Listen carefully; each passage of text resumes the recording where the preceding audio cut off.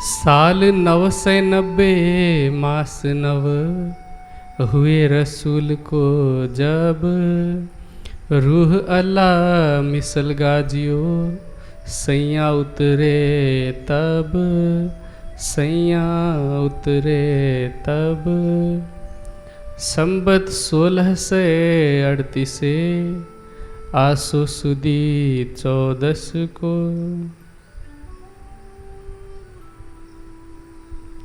प्रणाम जी सुंदर साथ जी। प्राणाधार सुंदर साथ जी। बीतक की चर्चा 2022 के सावन का आज ये तीसरा दिन है। पिछले दिनों के प्रसंग में हमने बीतक की शुरुआत, उसमें विभिन्न राजाओं का प्रसंग,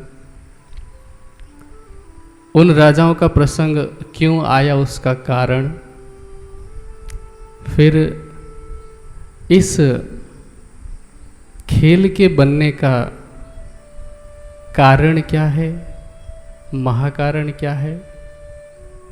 उसके बाद हम सब सबसे पहले प्रियतम अक्षराती श्री राज जी के साथ ब्रज में आए तो वहाँ पर कैसे लीला हुई, ब्रज से रास में जाने पर कैसे लीला हुई। उसके बाद पुनः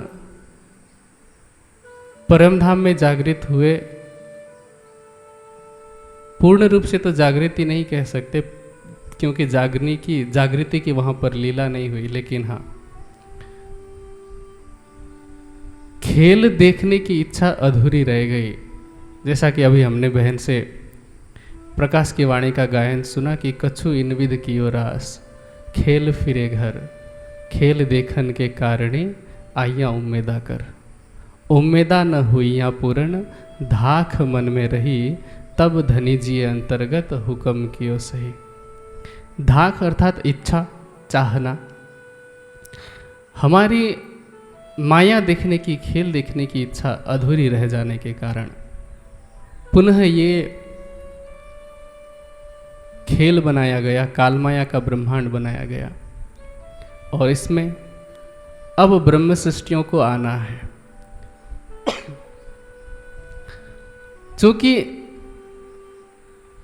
परमधाम में जब हम जागृत हुए रास लीला के बाद, तो वहाँ हमारी एक शिकायत थी राज जी से कि राज जी आप तो कहते थे कि ये जो माया है उसमें जुदाई ही जुदाई है, द्वैत का ब्रह्मांड है जहाँ मिलन है तो वियोग भी है, जन्म है तो साथ में मृत्यु का दुख भी है,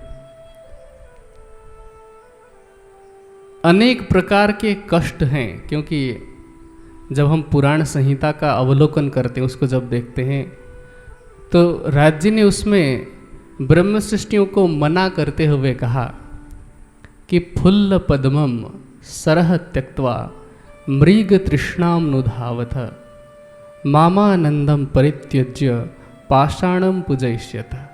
कि हे आत्माओं, ये जो परमधाम है ये कमल के फूल से भरा हुआ सरोवर के समान है। सरोवर मतलब बड़ा तालाब समझ लीजिए। तो कमल के फूल से भरा हुआ ये तालाब के समान सुंदर मनोरम रमणीय परमधाम है। और इसके विपरीत माया कैसी है? मृग तृष्णा के जल की तरह। तालाब में जल होता है और मृग तृष्णा में जल नहीं होता। मृग तृष्णा किसे कहते हैं?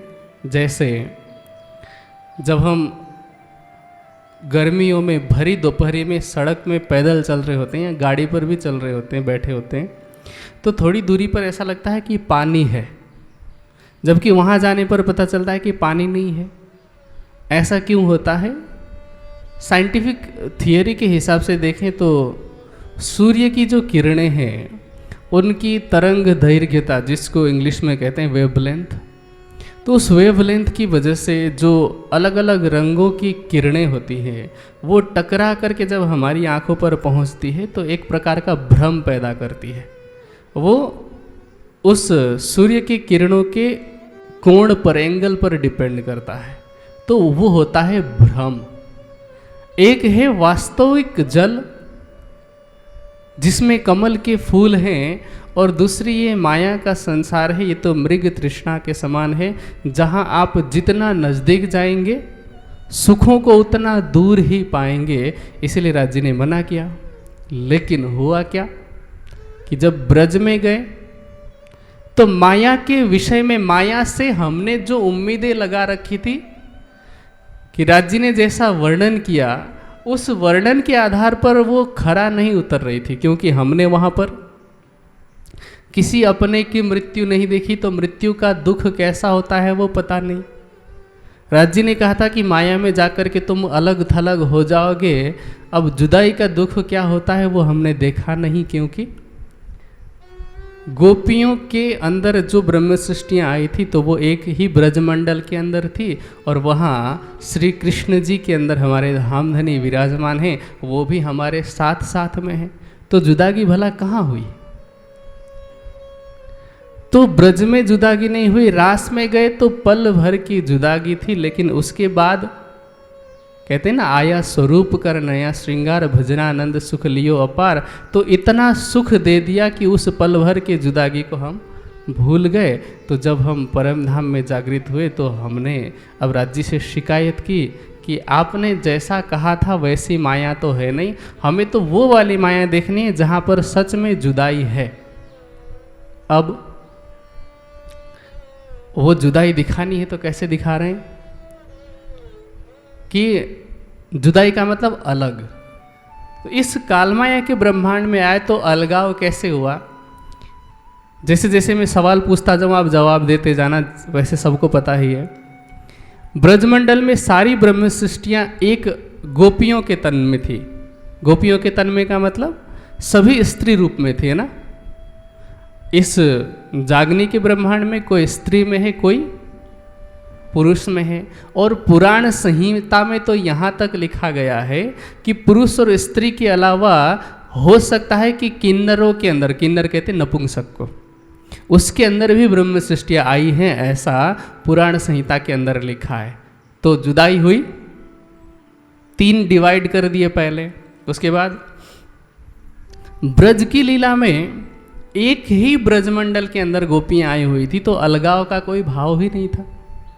जागने के ब्रह्मांड में ब्रह्म सृष्टियाँ एक गांव में तो नहीं, प्रांत अलग अलग हो गए। अब यहाँ आने के बाद कोई ब्रह्म सृष्टि अपने आप को गुजराती समझ रही है, कोई अपने आप को समझ रही है कि मैं तो बुंदेली हूँ, कोई ब्रह्म सृष्टि समझ रही है कि मैं तो यूपी वाली हूँ या यूपी वाला हूँ, क्योंकि शरीर भी तो अलग हो गया ना, स्त्री तन से पुरुष तन में भी आ गए। किसी को लग रहा है कि मैं नेपाली हूँ, किसी को लग रहा है मैं पंजाबी हूँ, किसी को लग रहा है मैं आसामी हूँ, किसी को लग रहा है मैं बंगाली हूँ। ये तो हो गया प्रांत का भेद। अब ऐसा है कि ब्रह्म सृष्टियाँ भारतवर्ष से बाहर भी तो आई हैं। श्री जी जब जागनी यात्रा के दौरान मस्कत गए, अब्बासी गए, ये सभी अब भारत से बाहर आ जाते हैं। तो तन के हिसाब से अलग, प्रांत के हिसाब से अलग, देश के हिसाब से भी अलग, उसके बाद धर्म भी अलग अलग हो गए, क्योंकि कोई ब्रह्म सृष्टि हिंदू तन में आई है, कोई ब्रह्म सृष्टि मुसलमान के तन में आई है, और कोई ब्रह्म सृष्टि ईसाई के तन में भी आई होगी। अलग अलग जितने भी मजहब हैं, जितने भी संप्रदाय हैं, सभी में कहीं ना कहीं ब्रह्म सृष्टियाँ आई हैं। तो इस हिसाब से सांप्रदायिक हिसाब से अलग हो गए, वर्ण व्यवस्था के हिसाब से अलग। एक ब्रह्म सृष्टि कह रही है कि एक तो नीच जात को सुनाइयो नहीं तारतम, है ना, रतनबाई की आत्मा है, कह रही कि नीची जाति का कोई होगा उसको तारतम्य नहीं देना है, जबकि ब्रह्म सृष्टि कहीं भी हो सकती है। तो जाति के हिसाब से भी अलग हो गए, वर्ण व्यवस्था के हिसाब से अलग हो गए, संप्रदाय के हिसाब से। इस तरह से देखा जाए तो जितनी भी संभावनाएं हैं जुदाई के, अलगाव के, वो सारी संभावनाएं ब्रह्म सृष्टियों के साथ घटित हुई। तो जो हमने मांगा जुदाई का खेल अब देख रहे हैं, अब मजा आ रहा है खेल देखने में, है ना? क्योंकि जैसा मांगा था वैसा मिल रहा है। तो वैसे देखा जाए तो मांग पूरी होने पर खुशी होनी चाहिए ना, कि राज्य से हमने मांगा था, हमारी मांगे राज्य पूरी कर रहे हैं, तो हमें खुशी होनी चाहिए। लेकिन अब पता चल रहा है कि हमने गलत मांग कर दी। अब लग रहा है कि मांग हमने गलत कर दी, अब मना किए भी तो नहीं बनता, क्योंकि इंद्रावती जी ने कह के देख लिया कि ऐसा खेल दिखाइया जो मांग लिया है हम, अब कैसे अर्ज करूं, कहोगे माग्या तुम। राज्य तो यही कह रहे हैं कि तुमने ही तो मांगा था। एक मां, चलिए इसको दूसरे तरीके से मैं समझाता हूं। एक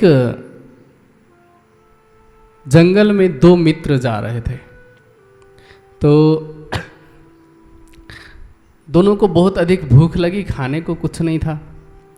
इधर उधर देखा, एक जंगली फल दिखा उन्हें, उसको एक मित्र ने तोड़ लिया, छीला और काट करके एक टुकड़ा मित्र को खिला दिया, क्योंकि पहले दूसरे को खिलाया जाता है, अच्छे लोग ऐसा ही करते हैं। तो जैसे ही मित्र ने वो पहला फल चखा, मतलब फल का पहला टुकड़ा, उसने कहा ये तो बहुत स्वादिष्ट है, ये तो मैं तुम्हें नहीं दूंगा खाने। तो उसने दूसरा टुकड़ा भी ले लिया, पूरा फल ही छीन लिया और काट काट के खाने लग गया। दूसरे मित्र को गुस्सा आया कि मुझे भी तो भूख लगी है, मुझे भी खाना है। अब वो बुरा भला कहने लग गया। बुरा भला कहने पर भी जो मित्र वो फल खा रहा है वो हंसते हंसते खा रहा है। तो उसको गुस्सा आया और उसने वो फल जो बचा हुआ था थोड़ा सा वो छीन लिया। जैसे ही छीन करके मुंह में डाला तो पता चला कि बहुत ही कड़वा फल है वो, क्योंकि जिसने पहले चखा उसको पता है कि ये फल कड़वा है। इस वजह से वो अपने दूसरे मित्र को बचा रहा था। अब जब कड़वा फल चखा, मुंह बिगाड़ रहा है, तो पहले वाला हंस रहा है कि मैं तो इसलिए मना कर रहा था। राज्य को माया कितनी कड़वी है ये जानने के लिए चखने की जरूरत नहीं, क्योंकि बनाया उन्होंने ही है। ए माया छे अति बलवंती, उपनी छे मूल धनी थकी। तो उनको पता है, मना कर रहे हैं, मना करने के बावजूद भी जब हम चखने के लिए ही लालायित हो रहे हैं, तड़प रहे हैं, तो अब चखें। लेकिन उसके बाद भी अब इस माया की कड़वाहट को मिटाने के लिए राज्य तो अपनी तरफ से हमेशा ब्रह्म सृष्टियों को जगाने के लिए, उन्हें लाड़ देने के लिए, उन्हें प्रेम देने के लिए तैयार हैं। अब उन्होंने जो दिल में लिया है कि खेल में ब्रह्म सृष्टियों को अलग अलग जगह पर भेजना है, तो जैसे हिंदू तन में आई है जो ब्रह्म सृष्टियाँ, उन्हें जगाने के लिए अनेक धर्म ग्रंथों के अंदर साक्षियां भेजी, है ना? वेद, उपनिषद, दर्शन में, पुराणों में, भागवत इत्यादि में परब्रह्म के विषय में बहुत सारी साक्षियां हैं। इसी तरह से अब जो आत्मा मुसलमानों के तन में आई है उसे जगाने के लिए भी तो कुछ तो चाहिए, है ना? जो कतेब परंपरा को सुनते हुए बड़ी हुई, तो इसलिए ऐसी ब्रह्म सृष्टियों को जागृत करने के लिए राज्य का जोश, जिसे हम जबराइल कहते हैं, और अक्षर की सूरता, वो आई उस तन में जिसको पूरी दुनिया मोहम्मद के नाम से अथवा मोहम्मद सल्लल्लाहु अलैहि वसल्लम के नाम से जानती है। उस तन का नाम था मुस्तफ़ा, जिनके विषय में कल हमने संक्षेप में थोड़ा सा वर्णन सुना होगा। मैं चाहता हूँ कि उसके विषय में थोड़ा सा अच्छे से जानें, क्योंकि मोहम्मद साहब के विषय में बहुत अधिक भ्रम है समाज में। इस्लाम मत के विषय में, कुरान के विषय में बहुत सारे भ्रम हैं, और वो भ्रम हिंदुओं को कम, मुसलमानों को ज़्यादा है, क्योंकि उस भ्रम के कारण ही उसने पूरी दुनिया में ऐसी अशांति, ऐसा आतंक मचा रखा है कि सारी दुनिया के लोग परेशान हैं, मुसलमान खुद भी परेशान हैं। इसलिए सत्य जानना आवश्यक है। तो उस तन का नाम है मुस्तफ़ा, उनके माता पिता का नाम है, पिता का नाम है पंडित अब्दुल्ला और माता का नाम है अमीना। इनकी बचपन में ही माता पिता गुजर गए थे, तो उनके चाचा ने उनका पालन पोषण किया। जैसे जैसे अवस्था उनकी बड़ी होती गई, तो कहा जाता है कि वो भेड़ बकरियां चराते थे, और भेड़ बकरियों को एक जगह पर छोड़ करके वो गुफा में जा कर के एकांत में चिंतन करने लग जाते थे, ध्यान समझ लीजिए। तो ऐसा करते करते, तपस्या करते करते, साधना करते करते, चूँकि अरब जैसे देश में जहाँ पर, वैसे तो आज भी, चलिए आज तो शिक्षा का प्रचार थोड़ा बहुत है, वरना आज से कुछ समय पहले तक वहाँ लोग ज़्यादा पढ़े लिखे नहीं होते थे। साफ शब्दों में कहूँ तो पशुओं की तरह जीवन गुजार रहे थे, क्योंकि पशु के 4 ही काम होते हैं, खाना, है ना, भोजन, सोना, स्वयं की रक्षा करना। अब स्वयं की रक्षा के लिए, जिसको सर्वाइवल टेक्निक कहते हैं, छिपना, छिपाना, कमज़ोर को मारना, है ना, जानवर करता है ना ऐसा। और उसके बाद जानवर क्या करता है, वंश वृद्धि करता है, संतान पैदा करता है। इन 4 कामों के अलावा पशु और कोई काम नहीं करता अपने आप। हाँ, सर्कस में नाच नचा रहे तो वो इंसान नचा रहा है, ठीक है। तो इसी तरह से अरब के लोगों की भी दिनचर्या चल रही थी। हाँ, ऐसे लोगों में अगर कोई व्यक्ति थोड़ा बहुत भी सामान्य हिसाब से थोड़ा अच्छा जीवन बिता रहा है, तो वो समझ लीजिए देवता है। जैसे रेगिस्तान के इलाके में जो अरंडे का पेड़ होता है ना, वृक्ष होता है, या बबूल होता है, ऐसे जो वृक्ष हैं वो भी बहुत सुंदर दिखाई पड़ते हैं। इसी तरह से सामान्य जो पशुवत जीवन गुजार रहे थे, ऐसे लोगों में एक साधक के रूप में मुस्तफ़ा उभर रहे थे। तो उनके अंदर परब्रह्म की शक्ति आई, सिर्फ ये बताने के लिए कि तुम लोगों को, मतलब वहाँ के जो लोग थे अरब के लोगों को अपना गुजारा, अपना जीवन यापन कैसे करना चाहिए, पशुवत जीवन से थोड़ा बहुत मनुष्य कैसे बना जाए। क्योंकि देखिए 3 गुण होते हैं ना, 3 गुण पता है, तमोगुण, रजोगुण, सतोगुण, नीचे से ऊपर की ओर उल्टा कहते हैं तो सतोगुण, रजोगुण और तमोगुण। सतोगुण जिनके अंदर बहुत अधिक मात्रा में होती है, उसे हम देवता कह सकते हैं, वो महापुरुष हैं, वो ऋषि हैं। रजोगुण जिसके अंदर अधिक मात्रा में हो, वो सामान्य मनुष्य है, उसके अंदर चंचलता है, उसके अंदर काम है, उसके अंदर क्रोध है। और तमोगुण जिसके अंदर बहुत ज़्यादा है, वो राक्षस है, ठीक है। राक्षस के अंदर तमोगुण ज़्यादा, सामान्य मनुष्य के अंदर रजोगुण ज़्यादा, और जो ऋषि मुनि महर्षि देवता इत्यादि हैं, उनके अंदर सतोगुण अधिक होती है।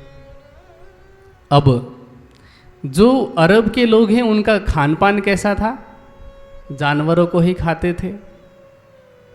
इस वजह से तमोगुणी प्रवृत्ति, फिर लूट मार की प्रवृत्ति। देखिए भारत में जितने भी लोग आए अरबी, सब लूट मार के लिए ही तो आए थे। कोई भी हो, मोहम्मद बिन कासिम से लेकर के, चाहे वो बाबर हो, जितने भी लोग हैं सब लूट मार के इरादे से आए थे, और वहाँ पर भी वो वैसा ही करते थे। आपसी कबीलों के बीच में भी जो कबीला थोड़ा बड़ा होता था, जो शक्तिशाली होता था, वो दूसरों को दबाता था। अब ऐसे लोगों के बीच में उन लोगों को सामान्य शिष्टाचार सिखाने के लिए अब परमात्मा ने मोहम्मद साहब के द्वारा एक ज्ञान दिया उनको, जिसको आज दुनिया कुरान के नाम से जानती है। कुरान में सामान्य रूप से क्या बताया गया है कि मनुष्य को जीवन यापन के लिए क्या करना चाहिए? सामान्य रूप में दिन में 5 बार परमात्मा को याद करना चाहिए, ये बताया। ठीक है, कलमा पढ़ो, नमाज पढ़ो, साल में कम से कम 1 महीने के लिए, वैसे तो ज़्यादा समय के लिए था लेकिन मुसलमान कर नहीं पाए तो उन्होंने धीरे धीरे कम करते करते 1 महीने का रोज़ा रखना शुरू किया रमज़ान के महीने में। फिर जीवन भर में कम से कम 1 बार हज करना, मक्का मदीने की यात्रा करना, और अपनी आय का कुछ हिस्सा, कुछ लोग 10वां हिस्सा देते हैं, कुछ लोग 40वां हिस्सा देते हैं, अपने अपने हिसाब से, अपनी अपनी हैसियत के हिसाब से देते हैं। तो इस तरह से कुछ नियम ऐसे बना दिए गए। फिर और कुरान में जितनी भी बातें बताई गई है एक सामान्य मनुष्य के लिए, वो सारी बातें हमारे यहाँ, हमारी सनातन जो सभ्यता है, जिसको हम बोलचाल की भाषा में हिंदू धर्म कहते हैं, उनमें पहले से ही था। क्योंकि हमारे यहाँ ध्यान की प्रक्रिया है, साधना की प्रक्रिया है, वैसे मंदिरों में भी लगभग सभी मंदिरों में 5 बार पूजा की जाती है, 5 बार आरती या भोग लगाया जाता है अलग अलग समय में। उनके यहाँ 5 बार कलमा होता है। ठीक है, दान की प्रवृत्ति हमारे यहाँ भी है, दान की बहुत महिमा है। इसी तरह से रोज़ा की जो बात करते हैं, अभी सावन का महीना चल रहा है, सावन के महीने में हम भी संयम नियम का पालन करते हैं। हिंदुओं में क्या होता है, वो साल भर कुछ भी खाता पीता होगा, लेकिन सावन के महीने में वो संयम करता है कि हमें सावन के महीने में प्याज लहसुन नहीं खाना है और मांस मछली वगैरह नहीं खाना है, शाकाहार अपनाना है, इस तरह से। और जहाँ तक हो सकता है वो अपने अपने इष्ट की, अपने अपने आराध्य की पूजा करता है, उनके नाम पर उपवास रखता है, जिसको वो व्रत कहता है। तो वो सारी प्रक्रिया यहीं से कॉपी की गई है, लेकिन हाँ, वहाँ के लोगों में ये चीज़ थी नहीं। तो मोहम्मद साहब ने बहुत सारी अच्छी अच्छी बातें सिखाई कुरान में। लेकिन होता क्या है कि जब भी कोई महापुरुष किसी समाज से विदा लेता है, मतलब चला जाता है, उनके जाने के बाद उस समाज में विकृति और ज़्यादा जोरदार तरीके से आती है। कैसे आती है? जैसे गौतम बुद्ध ने बौद्ध धर्म की शुरुआत नहीं की। गौतम बुद्ध ने क्या किया कि जिस समाज में वो पैदा हुए, उस समाज में धर्म के नाम पर जो कुरीति थी, उस कुरीति को समाप्त करने का अभियान चलाया। क्योंकि गौतम बुद्ध के समय में हिंदू धर्म के अंदर ही धर्म के नाम पर बलि प्रथा बहुत चरम सीमा पर था। परमात्मा के नाम पर, यज्ञ के नाम पर, हवन के नाम पर अधिक से अधिक पशुओं को काट करके यज्ञ कुंड में डाला जाता था। कोई उसको अश्वमेध यज्ञ कहता है, कोई उसको किसी और बलि वैश्वदेव यज्ञ के नाम से जान रहा है। तो अलग अलग नामों से जानवरों की बलि दी जाती थी। भोगवाद की प्रवृत्ति चरम पर थी। तो गौतम बुद्ध ने उस समय उस भोगवाद की प्रवृत्ति को समाप्त करने के लिए एक अभियान चलाया। अहिंसा के स्थापना के लिए अभियान चलाया और उन्होंने नारा दिया। वैसे तो वो नारा पहले से ही था, कोई नया नारा नहीं है। अहिंसा परमो धर्म, ये नारा कोई नया नहीं है, लेकिन गौतम बुद्ध ने इसका प्रचार किया कि अहिंसा ही परम धर्म है। लेकिन गौतम बुद्ध के जाने के बाद उनके शिष्यों ने अपना अलग ही मत चलाया, उसको बौद्ध धर्म नाम दिया गया। लेकिन गौतम बुद्ध जो अहिंसा के पुजारी थे, अब गौतम बुद्ध के अनुयायी ही आज के जो बौद्धिस्ट हैं वो तो इस बात पर आंदोलन करते हैं कि हमें भी गाय का मांस खाने की अनुमति मिलनी चाहिए। तो ये गौतम बुद्ध के खिलाफ जा रहे हैं या गौतम बुद्ध के हिसाब से चल रहे हैं? इसी तरह से जितने भी महापुरुष हुए, श्री कृष्ण जी ने गीता के अंदर चारों वर्णों के विषय में बताते हुए कहा कि चतुर्वर्णे मया सृष्टम गुणः कर्म विभागश जन्मना जायते शूद्रो संस्कारा द्विज उच्यते। मेरी इस सृष्टि में चारों वर्ण गुण और कर्म के आधार पर है। लेकिन कृष्ण जी के जाने के बाद, महाभारत काल समाप्त होने के बाद धीरे धीरे समाज में जाति प्रथा ने जड़ें गाड़ना शुरू किया। और चलिए आज तो शिक्षा का प्रचार है, पिछले लगभग 150 सालों में काफ़ी हद तक कम हुआ है, लेकिन आज भी जाति के नाम पर बहुत कुछ अनुचित समाज में हो रहा है। तो सभी महापुरुषों का यही हाल है। जीसस क्राइस्ट ने सिखाया कि परमात्मा तो प्रेम का स्वरूप है, प्रेम के द्वारा ही उनको पाया जाता है। जीसस के जाने के बाद उस प्रेम की व्याख्या उस समय के जितने भी लोग थे उन्होंने शारीरिक आकर्षण और भोग विलास से ले लिया। और आज पाश्चात्य संस्कृति में जितने भी देश हैं, जितने भी यूरोपीय देश हैं, उनमें अधिकांश जो संबंध है वो सिर्फ वासनाजन्य संबंध है। शादी की 2-4 महीने तक रह करके देख लिया, अब उस तन से मन भरा तो उसके बाद डिवोर्स दिया, उसके बाद में किसी नए व्यक्ति से शादी कर ली। और लोग मजाक उड़ाते हैं उस सभ्यता का कि वहाँ तो अपने ही माता पिता की शादी में, अपने माता अथवा पिता की शादी में उनके बच्चे ही कुर्सी लगा रहे होते हैं। तो जीसस के जाने के बाद उनके उपदेशों को उनके ही अनुयायियों ने सबसे अधिक बर्बाद किया। उसी तरह से मोहम्मद साहब के जाने के बाद मुसलमान ही मुसलमान का दुश्मन हुआ। उन्होंने जिस अली को अपना वारिस बनाया था उस अली को भी मुसलमानों ने ही मारा। अली के जो 2 बेटे थे हसन और हुसैन, उनको भी मुसलमानों ने ही, यजीद ने करबला के मैदान में मरवाया। तो जैसे जैसे मोहम्मद साहब की गद्दी के लिए इन लोगों ने लड़ना शुरू किया तो उस गद्दी को पाने के लिए, उस सत्ता के लालच में उन्होंने कुरान में भी फेरबदल कर दिया। कुरान के बहुत सारी आयतों को उन्होंने तोड़ मरोड़ करके अथवा एकाध शब्द बदल करके उसका अर्थ अपने हिसाब से लगाने लग गए। इसका मैं एक उदाहरण देता हूँ आपको। बाबर जब आया हिंदुस्तान में तो बाबर के साथ लड़ाई हुई। आप लोगों ने शायद नाम सुना होगा, महाराणा सांगा, संग्राम सिंह के नाम से भी जानते हैं उनको।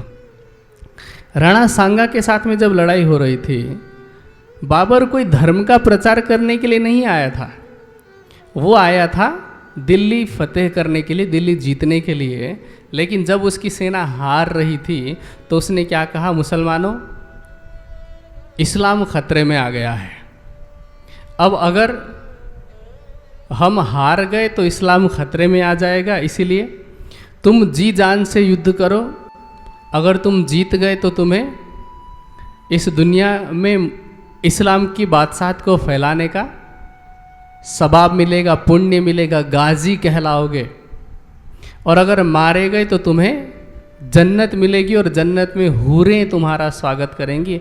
इस तरह से उसने कुरान का मनगढ़ंत अर्थ लेकर के अपने जितने भी सैनिक थे उनका मनोबल बढ़ाया। अब वो तो पढ़े लिखे तो थे नहीं, सब गंवार थे। अब जोश में आकर के काटमार मचाने लग गए कि हम तो मरेंगे तब भी स्वर्ग जाएंगे। तो ये एक उदाहरण है, ऐसे हजारों उदाहरण है। आप लाइब्रेरी में जब भी आपको समय मिले वहाँ एक पुस्तिका रखी हुई, उसका नाम है खूनी इतिहास। उसको पढ़ें तो पता चलेगा कि मोहम्मद साहब के बाद अब तक जो अंतिम खलीफा हुए, अंतिम खलीफा तक जितने भी कोई भी खलीफा हुआ, खलीफा मतलब उनका राजा, किसी ने भी अपना कार्यकाल पूरा नहीं किया होगा, सभी लोग इसी तरह से मारे गए और सब ने एक दूसरे को मारा तो कुरान का हवाला दे करके, इस्लाम का हवाला दे करके। इसलिए ऐसे मुसलमानों की वजह से इस्लाम और कुरान दोनों बदनाम है और मोहम्मद साहब भी बदनाम है।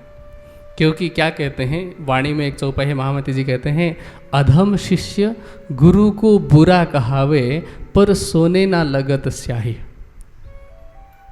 मान लीजिए एक ज्ञानपीठ है, अगर ज्ञानपीठ का विद्यार्थी कोई अनुचित अनैतिक काम करते हुए अगर पकड़ा गया तो दोष किसको जाएगा कि देखो स्वामी जी का शिष्य है, स्वामी जी के यहाँ रहता है, होगा कि नहीं? सुंदर साथ कोई गलत काम करेंगे तो क्या कहेंगे, निजानंदी तो ऐसे होते हैं, प्रणामी ऐसे होते हैं, कहेंगे कि नहीं? जबकि उस संप्रदाय से, उस विचारधारा से उस व्यक्ति की व्यक्तिगत गलती का कोई लेना देना नहीं है, लेकिन जैसे इस तरह से बदनामी होती है उसी तरह से मुसलमानों की हरकतों के कारण इस्लाम, कुरान और मोहम्मद साहब ये तीनों बदनाम हैं। जबकि वास्तविकता ये है कि सनातन परंपरा में विशेष रूप से गीता के अंदर, दर्शन के अंदर जो बातें लिखी हुई हैं उन्हीं का थोड़ा बहुत बदला हुआ रूप कुरान के अंदर है।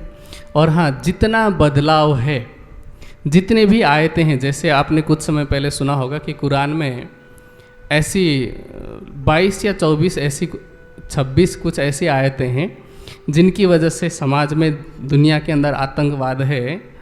वसीम रिजवी ने इस बात को उठाया था, उसके अलावा तारिक फ़तेह भी इस बात को उठाते रहते हैं। ऐसे बहुत सारे विद्वान हैं जो इस चीज़ को, सुधारवादी मानसिकता को बढ़ावा देते हैं और उन्होंने ये 26 आयतों का वो जिक्र भी किया। जबकि मैं कहता हूँ केवल 26 नहीं, इससे बहुत अधिक आयतें ऐसी जो कुरान में जोड़ी गई हैं। क्योंकि हदीसों के हिसाब से शब-ए मेराज नामक एक ग्रंथ है, उसके हिसाब से कुरान में 60,000 हरफ होने चाहिए थे, लेकिन आज वर्तमान में कुरान के अंदर 73,000 73,000 73,000 से भी कुछ सौ ऊपर 73,600 के आसपास हरफ हैं। तो सोचिए कि 13,000 हरफें उसमें जोड़ी गई है, कितनी आयतें होंगी। सोचिए कि एक वैदिक परंपरा के अंदर, मतलब वेदों में एक मंत्र आता है। इसका उदाहरण मैं हर बीतक में या हर ऐसे प्रसंगों में दिया करता हूँ ताकि लोगों को सच्चाई का पता चले। वेद में एक विधान है, एक संविधान है, विशेष रूप से विधवा स्त्री के लिए, कि जब किसी स्त्री का पति मर जाए और सामान्य मृत्यु हो अगर, तो ऐसी अवस्था में स्त्री की आयु कितनी होती है? 70 के ऊपर ही होती है ना। सामान्य मृत्यु हो तो, अकाल मृत्यु की मैं बात नहीं कर रहा हूँ। तो ऐसी अवस्था में अब उस स्त्री का कोई भी लौकिक उत्तरदायित्व नहीं होता है ना, कमा तो वो नहीं सकती। अब उस स्त्री की जिम्मेदारी किसके ऊपर है? उसके बच्चों पर।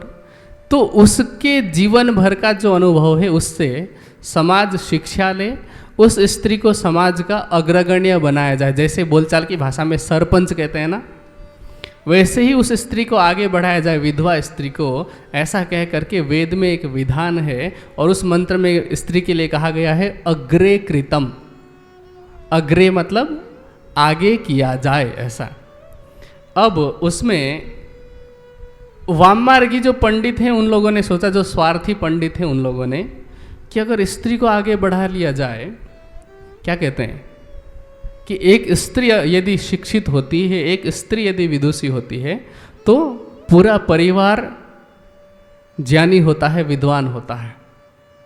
तो उन लोगों ने सोचा कि सब ज्ञानी बन जाएंगे तो हमारा धंधा चौपट हो जाएगा। इसलिए उन्होंने सोची समझी साजिश षड्यंत्र के तहत उन्होंने क्या किया, उस अग्रे कृतम में आप लिख करके देखेंगे तो जो ग के नीचे रेफ होता है, र की मात्रा होती है, उसको उन्होंने थोड़ा सा घुमा करके एक बिंदी बना दिया। तो क्या हो गया? अग्ने कृतम। अग्रे कृतम से क्या बना? अग्ने कृतम। अब अग्ने कृतम का मतलब क्या हो गया? आग में डाल दिया जाए। इससे कौन सी प्रथा शुरू हो गई? सती प्रथा। अब सोचिए, सिर्फ एक बिंदु की वजह से कितने 100 वर्षों तक, आर्य समाज की स्थापना होने से पहले स्वामी दयानंद सरस्वती जी ने जो अभियान चलाया, राजा राम मोहन राय ने ब्रह्म समाज के तहत, और उस समय जो अंग्रेज थे उन्होंने जो ये अभियान चलाया सती प्रथा के खिलाफ, उससे पहले कई हजार लोग, कई हजार स्त्रियां पति के मरने के बाद सती हुई होंगी। कुछ अपनी मर्जी से हुई होंगी, उसका तो कुछ किया नहीं जा सकता, लेकिन कितने लोगों को जबरन आग में डाल दिया गया होगा सिर्फ एक बिंदु की वजह से। सोचे कि जहाँ 13,000 हरफ बदले गए हों, 13,000 हरफ अर्थात 13,000 शब्द बदले गए हों, तो सोचिए कि इतना बड़ा विध्वंस ऐसे ही थोड़ी हो रहा है। मुसलमान जो छोटे छोटे बच्चों को ले जा करके ब्रेन वॉश करते हैं, जो आत्मघाती बम विस्फोट करते हैं, स्लीपर सेल का काम करते हैं, वो ऐसे ही थोड़ी करते हैं। कुरान का इन्होंने रूप ही बदल दिया, और अब कुछ लोगों को पता है, ये मानते हैं कि यहाँ कुरान में मिलावट हुई है, लेकिन वो हटाने के लिए तैयार नहीं है। तो इस वजह से आज पूरे समाज में ये सारी चीज़ें बदनाम है। लेकिन वास्तविकता ये है कि मोहम्मद साहब के अंदर परमात्मा के जोश की शक्ति ने आकर के लीला की थी, जिन्होंने उस समय की अरब की जनता को सही दिशा दिखाने के लिए कुरान का ज्ञान दिया था। लेकिन उस पीढ़ी के बाद, मोहम्मद साहब के जाने के बाद, वहीं की जनता और अधिक राक्षसी प्रवृत्ति की तरफ होती गई। अब इसमें मोहम्मद साहब को, कुरान को दोष नहीं दिया जा सकता, अन्यथा इस्लाम का तो अर्थ ही क्या होता है? शांति का मार्ग। आज मुसलमानों की हरकत को देख करके लगता है शांति का मार्ग होगा। सबसे ज़्यादा अशांति इन्होंने फैला रखी है। लेकिन हाँ, ये सत्य है कि इस मुसलमानों की हरकत की वजह से मोहम्मद साहब को, और जो कुरान में जो सही बातें लिखी गई है, मैं कुरान की कुछ अच्छी बातों का अगर उदाहरण दूँ, उसमें एक बात आती है कि मोहम्मद साहब ने आदेश दिया था प्रत्येक मुसलमान के लिए कि जब तक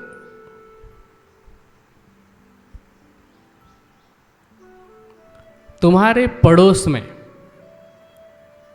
यदि आग नहीं जल रहा हो, चूल्हा नहीं जल रहा हो, तो तुम्हें भोजन करने का कोई अधिकार नहीं है।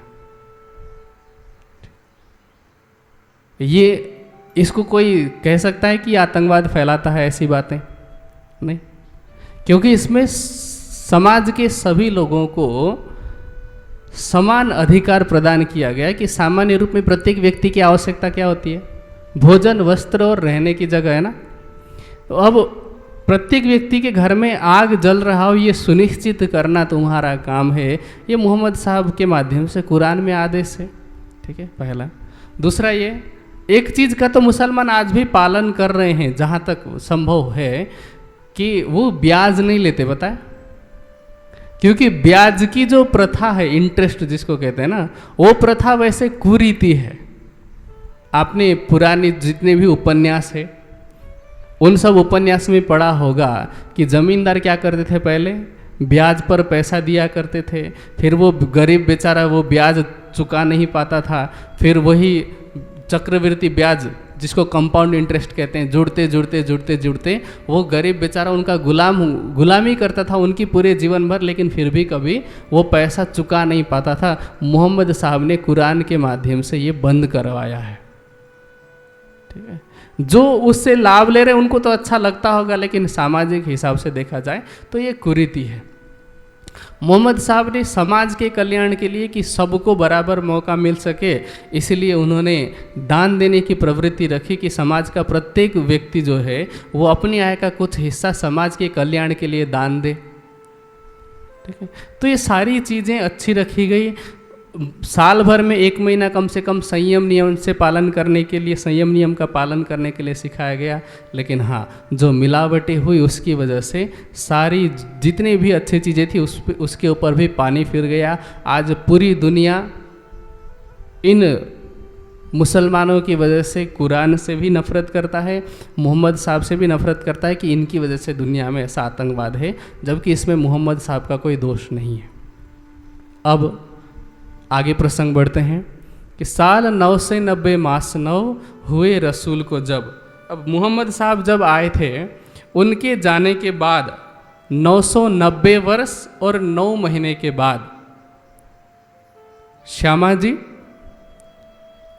जी का मतलब परमात्मा की आह्लादिनी शक्ति, अपनी जमात के साथ में, अपने समूह के साथ में इस संसार में अवतरित हुई। और विक्रम संवत के हिसाब से देखा जाए तो क्या कह रहे हैं, संवत 1638 आसु सुदी 14 को, 1638 का संवत है विक्रम संवत। आसो का महीना है, आसो का महीना का मतलब यहाँ के हिसाब से अगर देखा जाए तो अगस्त का महीना होता है, अगस्त या सितंबर का महीना, दोनों के 15-15 दिन आते हैं।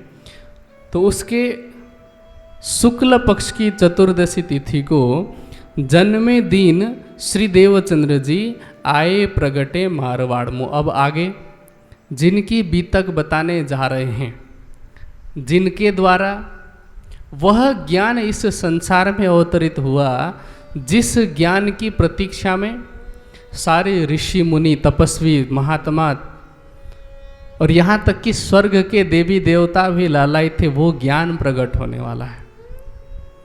उस तन के विषय में, उस स्वरूप के विषय में वर्णन कर रहे हैं कि वह तन प्रकट हुआ है।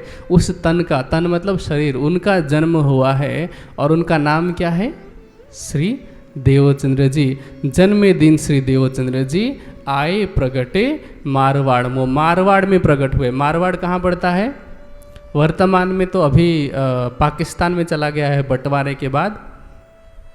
वहाँ पर देवचंद्र जी का जन्म हुआ। तामे गांव उमरकोट, गांव का नाम है उमरकोट। मत्तू मेहता घर अवतार, उनके पिताजी का नाम है मत्तू मेहता। तो मत्तू मेहता जी के घर में देवचंद्र जी का अवतरण हुआ। माता जो कुंवरबाई ताको कहो विस्तार, उनकी माता जी का नाम कुंवरबाई है। और अब श्री देवचंद्र जी की लीला का विस्तार बताने जा रहे हैं, उनकी व्याख्या करने जा रहे हैं।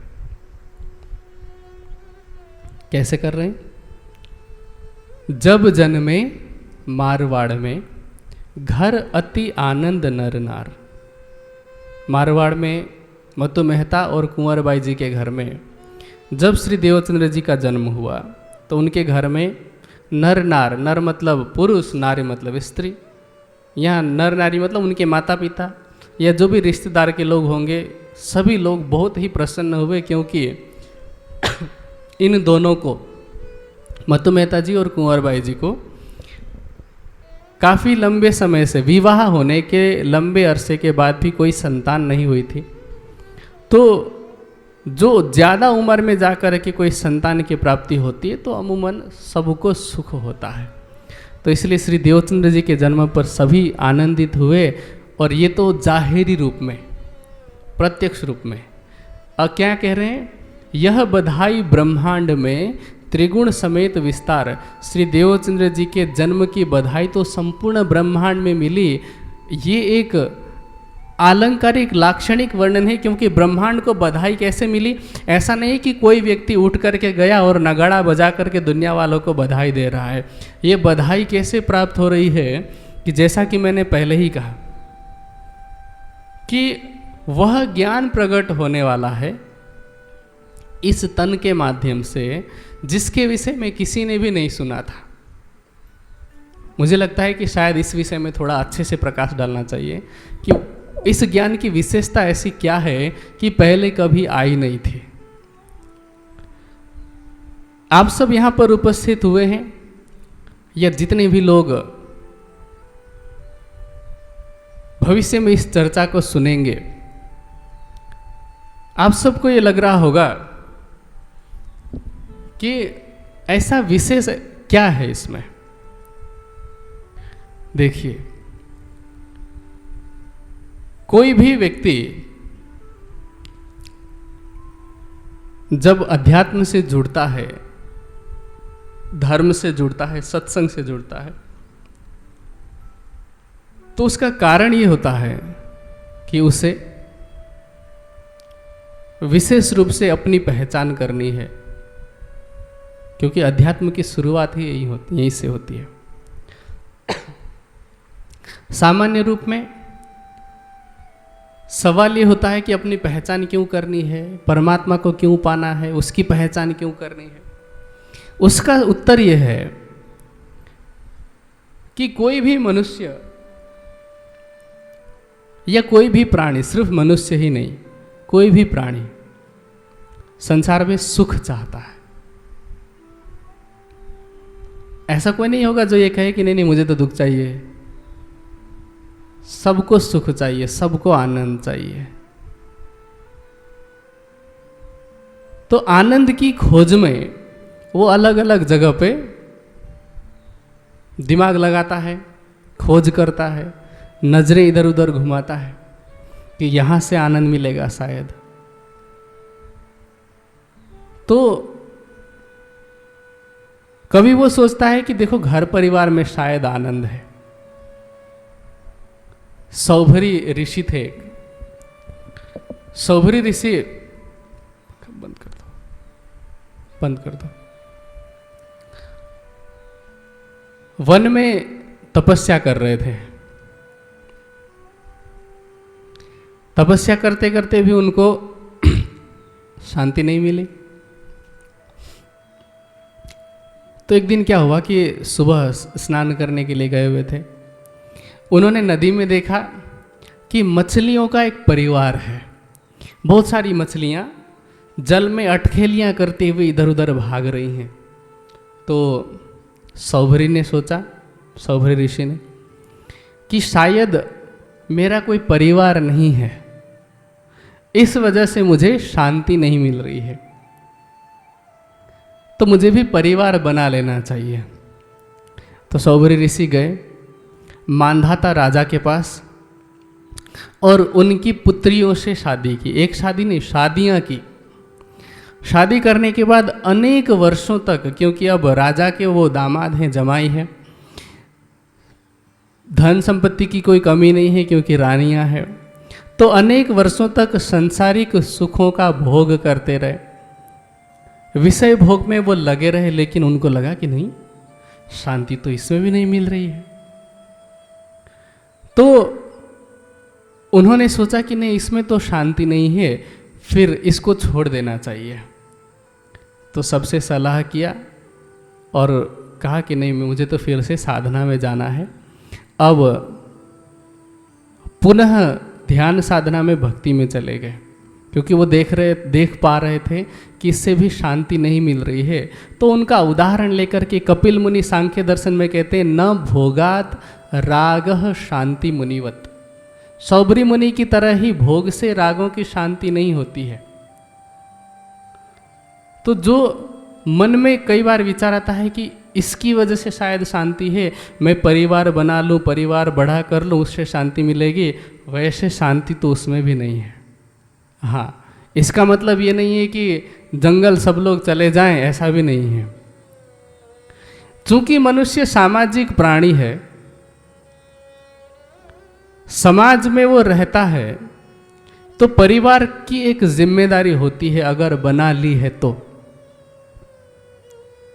ऋषियों ने भी ये विधान किया है उपनिषदों के अंदर कि 4 प्रकार के आश्रम हैं, ब्रह्मचर्य, गृहस्थ, वानप्रस्थ और सन्यास।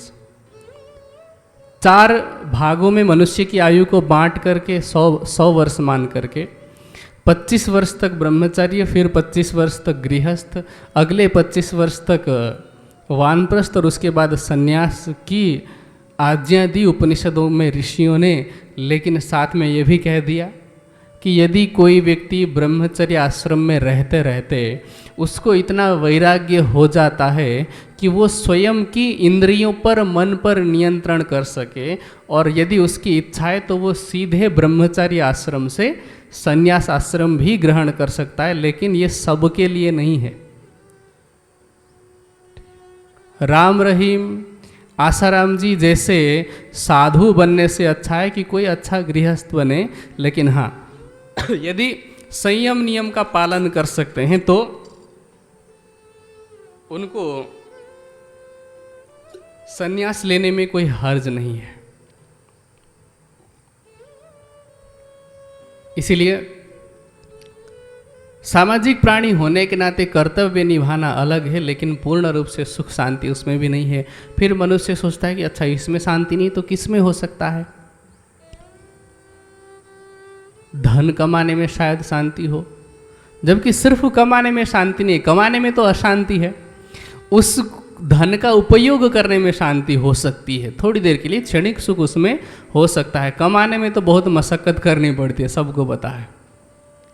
हाँ, जब उपभोग करने की बारी आती है तो तब हम थोड़ा सोच सकते हैं कि देखिए हम इस धन की वजह से अच्छा अच्छा भोजन खा पा रहे हैं, तो इससे हम सुख ले रहे हैं, भोजन का सुख ले पा रहे हैं, घर का सुख हम ले पा रहे हैं। देखिए ये पंखे घूम रहे हैं, अगर धन नहीं होता बिजली का बिल कौन भरेगा, है ना? माइक है, साउंड सिस्टम है, ये सब धन से ही तो है। तो धन संग्रह करने में सुख नहीं है, उसको त्याग करने में सुख है। और जिन क्षणिक सुख की हम बात कर रहे हैं, शब्द स्पर्श रूप रस गंध इत्यादि की, वो भी ऐसे सुख हैं जिसको लेने से पहले हमें दुखी होना पड़ता है। कैसे? जैसे कोई भी भोजन है, किसी भी प्रकार का भोजन हो, उस भोजन का सुख हमें तब मिलता है जब हम भूख रूपी दुख से गुजर रहे हो, है ना? अगर भूख रूपी दुख ना हो तो भोजन का सुख भी नहीं मिलेगा। प्यास रूपी दुख ना हो तो चाहे कितना भी स्वादिष्ट, चाहे रूह अफ़ज़ा डाल करके लेके आए, चाहे कोई शरबत लेकर के आए, चाहे वो लस्सी लेकर के आए, सुख नहीं मिलेगा। लेकिन पहले दुख से होकर के गुजरना हमें पड़ता है। इसका मतलब ये है कि जो अखंड सुख है वो यहाँ पर नहीं है।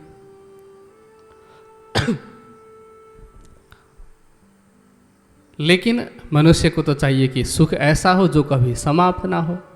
तो इस तरह से सुख की खोज में भटकते भटकते मनुष्य अध्यात्म की दृष्टि की तरफ आता है, अध्यात्म की तरफ वो दृष्टि करता है और सोचता है कि शायद इसमें सुख मिले। और जब अध्यात्म की तरफ आता है तो अध्यात्म के रास्ते पर चलना जैसे ही शुरू करता है, उसके सामने कुछ प्रश्न आ जाते हैं, जिसको हम अध्यात्म जगत के मूल प्रश्न कहते हैं कि मैं कौन हूँ,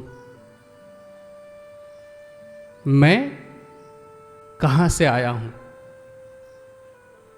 अब जैसे ही मैं कौन हूँ का प्रश्न जवाब मिलना शुरू होता है, अपने आप ही बाकी प्रश्न भी उठते रहते हैं, जवाब भी मिलता रहता है। जैसे आप सबको तो पता है, क्योंकि इतने वर्षों से वाणी भी तक सुन रहे हैं ना, जिनको नहीं पता उनके हिसाब से आपको जवाब देना हो तो आपको पूछा जाए कि मैं कौन हूँ, आप क्या जवाब देंगे? हाँ जी शैलेश बताइए। हाँ जी, थोड़ा जोर से। मैं मानव हूँ ऐसा बोलेंगे? नहीं, मैं आपको पूछ रहा हूँ। आपको पूछा जाए, आप ब्रह्म ज्ञानी हैं, आपको ब्रह्म ज्ञान मिला है, आपको ये कहा जाए कि मैं आप कौन हैं, तो आप क्या जवाब देंगे? नाम बताएंगे, लेकिन आप तो ब्रह्म ज्ञानी हैं, कौन सा नाम बताएंगे? आपका नाम शैलेश है, ठीक है? ध्यान से सुनना सब लोग। आपका नाम बदल देते हैं थोड़ी देर के लिए, आपका नाम रख देते हैं अमृत, ठीक है? रख दिया, आप में कुछ चेंज हुआ? नहीं हुआ। कुछ आदतें बदली आपकी? नहीं बदली। गुण कर्म स्वभाव बदला? इसका मतलब नाम तो आपकी पहचान नहीं हुई, नाम आपकी पहचान नहीं है। आपका और परिचय पूछेंगे तो आप कहेंगे कि आप कहाँ से आए हैं? मध्य प्रदेश से। अब आप कहाँ पर हैं? उत्तर प्रदेश में। पता बदल लिया आपने, आप में कुछ परिवर्तन हुआ? आपका गुण कर्म स्वभाव वही का वही है। हाँ, शरीर परिवर्तनशील है, यहाँ आकर के कुछ बातें अलग सीख ली होंगी, वो अलग है, लेकिन आपके अंदर जो चेतना है वो तो वही का वही है ना? तो एक जो ब्रह्मज्ञानी व्यक्ति है, उसके हिसाब से यदि हम जवाब दें कि मैं ब्रह्मज्ञानी हूँ, तो मैं क्या कहूँगा? मैं आत्मा हूँ, मैं शुद्ध बुद्ध चेतन हूँ। इस जो शरीर दिख रहा है, ये इन अंगों से मैं अलग हूँ, क्योंकि बहुत सारी चेतनाएं ऐसे शरीर में भी है जिनके बहुत सारे अंग नहीं होते, फिर भी चेतना तो चेतना ही रहती है। किसी की आँख न होने से, किसी के हाथ पाँव न होने से वो चेतना तो कम नहीं हो जाती है, चेतना का स्वभाव अलग नहीं हो जाता है ना। इसका मतलब हमारे अंदर जो चेतना है वो अलग है, ये ब्रह्मज्ञानी का जवाब है। तो जवाब क्या है? हम आत्मा हैं। पहला सवाल मैं कौन हूँ, उसका जवाब मिला कि मैं आत्मा हूँ।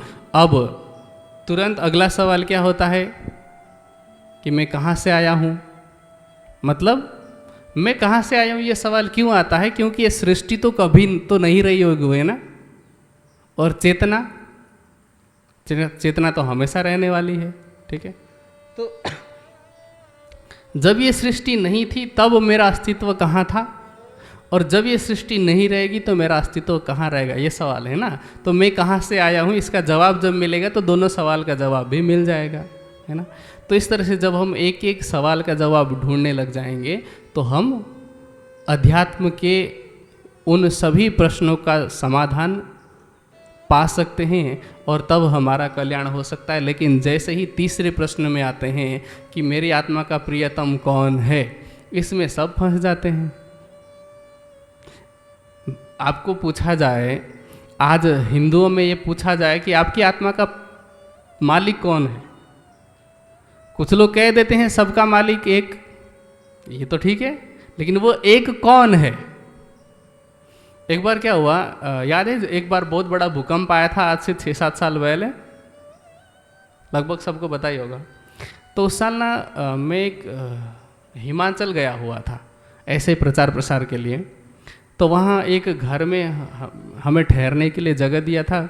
रात को ठहरे तो वहाँ पर लगभग 3 घंटे तक लगातार मैं बोलता ही रहा, कुछ समझाने का प्रयास किया कि परमात्मा एक है।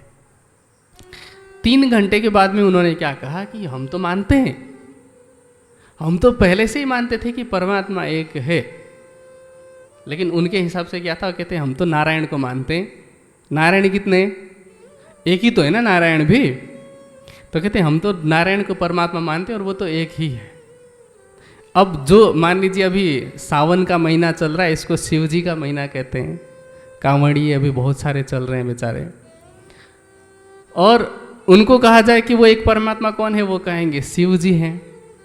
जो वैष्णव हैं उनको कहा जाए कि वो एक परमात्मा कौन है, वो कहेंगे कि विष्णु जी वो परमात्मा है। जो हनुमान जी के भक्त होंगे वो क्या कहेंगे, हनुमान जी परमात्मा है। अच्छा, जो शाक्त परंपरा के अनुयायी होंगे, शक्ति के उपासक होंगे, वो क्या कहेंगे कि देवी जो है वो परमात्मा है, सबकी माता है। ईसाई कहेगा कि परमेश्वर परमात्मा है, और जो जीसस क्राइस्ट है वो उस परमेश्वर के दूत हैं। मुसलमान कहेगा कि खुदा अल्लाह एक है, और मोहम्मद उनके रसूल है, वो कहता है ला इलाहा इल्लल्लाह मुहम्मदुर रसूलुल्लाह। तो सभी कह रहे परमात्मा एक है, लेकिन सब लोग अलग अलग मान रहे हैं, तो इसका मतलब तो अनेक हो गए ना, फिर एक कैसे? ये तो वो कहते हैं ना, मुंडे मुंडे मतिर भिन्ना, जितने सिर उतनी बातें। तो वो एक परमात्मा कौन है, यहाँ आकर के सब फंस जाते हैं। अब देवचंद्र जी के माध्यम से वो ज्ञान जाहिर होना है जिसके माध्यम से हमें पता चले कि हिंदू, मुसलमान, ईसाई, सिख, या जितने भी मतांतर हैं, जितने भी परमात्मा को अलग अलग रूपों में मानने वाले हैं, कोई साकार मान रहा है, कोई निराकार मान रहा है, कोई साकार में भी अलग अलग रूपों में मान रहा है, तो वास्तविकता क्या है, परमात्मा का वास्तविक स्वरूप कैसा है, वो उन सारे प्रश्नों का समाधान करने वाला वो ज्ञान अवतरित होना है। इसलिए अब इन सभी प्रश्नों का जवाब मैं अभी इसलिए नहीं दे रहा हूँ क्योंकि आगे पूरा 1 महीना इसी के लिए है। अभी तो मैं सिर्फ उन प्रश्नों को रख रहा हूँ ताकि आपको लगे कि हाँ, हमें ये ज्ञान सुनना है, हमें ये ज्ञान समझना है। तो आगे जैसे जैसे प्रसंग आता जाएगा, अलग अलग प्रसंगों में वो चर्चा हम सुनते जाएंगे। तो उन जिन जिन प्रश्नों के विषय में अभी मैंने कहा कि वो एक परमात्मा है, तो वो कौन सा है, वो कैसा है, क्या उस एक परमात्मा के सिर में जटा है, चंद्रमा है, उसके गले में सर्प है, उसके हाथ में त्रिशूल है, उसकी 3 आंखें हैं, या उस एक परमात्मा के 4 हाथ हैं जिसमें शंख चक्र गदा पद्म है, गरुड़ उसका वाहन है, या वो एक परमात्मा वानर के जैसा दिखता है, उसके हाथ में गदा है, या उस एक परमात्मा के हाथ में सुदर्शन चक्र है, बांसुरी है, कौन सा रूप है? या वो एक परमात्मा स्त्री के रूप में है, उसके 10 भुजा हैं, कौन से रूप में है? या फिर उस एक परमात्मा जिसका कोई आकार ही नहीं है, वो निराकार है? कैसे माने, क्या माने? तो उन सभी प्रश्नों का समाधान हमें आगे मिलते जाएगा, लेकिन वो समाधान लेकर के आने वाले कौन? श्री देवचंद्र जी। और उनकी वजह से वो ज्ञान इस संसार में अवतरित हो गया। इसीलिए क्या कह रहे हैं, यह बधाई ब्रह्मांड में त्रिगुण समेत विस्तार। ये प्रश्न कोई साधारण प्रश्न नहीं है, और इन जब प्रश्न ही साधारण नहीं है तो जवाब साधारण कैसे हो सकता है? इसीलिए संपूर्ण ब्रह्मांड को बधाई दी गई कि ब्रह्मांड के लोगों, अब वो ज्ञान जाहिर होने वाला है जिसको जानने के बाद जन्म और मृत्यु के जो भय है, डर है, जन्म और मृत्यु का जो चक्र है, उससे छुटकारा मिलने वाला है। क्योंकि उससे छुटकारा मिलने का एकमात्र तरीका क्या है? उस एक परमात्मा को जानना। जब तक नहीं जानेंगे तब तक जन्म और मृत्यु के डर से मुक्त नहीं हो सकते, चाहे कोई कितना भी वीर हो। सिकंदर जैसा वीर था, कहते हैं विश्व विजय के लिए निकला था, लेकिन वो इतना डरता था अपनी मृत्यु से कि उससे बचने के लिए उसने हमेशा अपने पास बहुत सारे वैद्य रख रखे थे, लेकिन मृत्यु वो भी नहीं टाल पाया। कंस जैसा अत्याचारी था, उसके पास में अनेकों राक्षसों की फौज थी, लेकिन वो सबसे ज़्यादा डरता था तो किससे डरता था? मृत्यु से। रावण जैसा अत्याचारी जो राजा था, राक्षस था, सबको हरा रखा था उसने, लेकिन फिर भी वो मृत्यु से डरता था। इसलिए कोशिश तो की उसने, कहा कि मैं काल को मैंने बांध करके रखा हुआ है, लेकिन मृत्यु तो उसकी भी आई। तो मृत्यु से सब डरते हैं, कौन नहीं डरता है?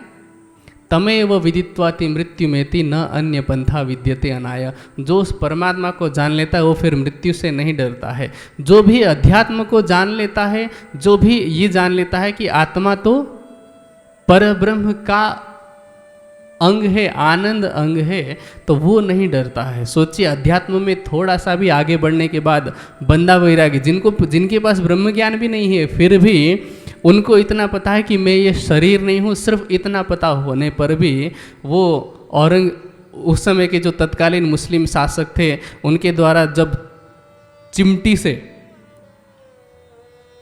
उसको गर्म करके उनके शरीर से मांस को जब नोचा जा रहा था, भाले चुभोए जा रहे थे, तब भी वो हंस रहे थे कि तुम तो इस शरीर को कर रहे हो, मैं ये शरीर हूँ ही नहीं। सोचिए, जो उस परमात्मा को जान जाएगा उसकी अवस्था कैसे होगी। उसको फिर किसी चीज़ से डर नहीं लगेगा, मृत्यु का डर नहीं होगा। और ऐसे में वो जो व्यक्ति है ब्रह्म को जानने वाला, उस आनंद में डूबेगा जिस आनंद को कहते हैं ब्रह्म आनंद। तो उस ब्रह्मानंद का ज्ञान लेकर के आने वाले श्री देवचंद्र जी हैं, जिनके जन्म की वजह से संपूर्ण ब्रह्मांड में बधाई मिली। और कहते हैं यह बधाई ब्रह्मांड में त्रिगुण समेत विस्तार। उसका विस्तार कहाँ से कहाँ तक हुआ? त्रिगुण। त्रिगुण का मतलब क्या है? त्रिगुण के 2 अर्थ निकलते हैं। सामान्य रूप में अर्थ तो एक ही है, 3 गुण, सत्व, रज और तमोगुण।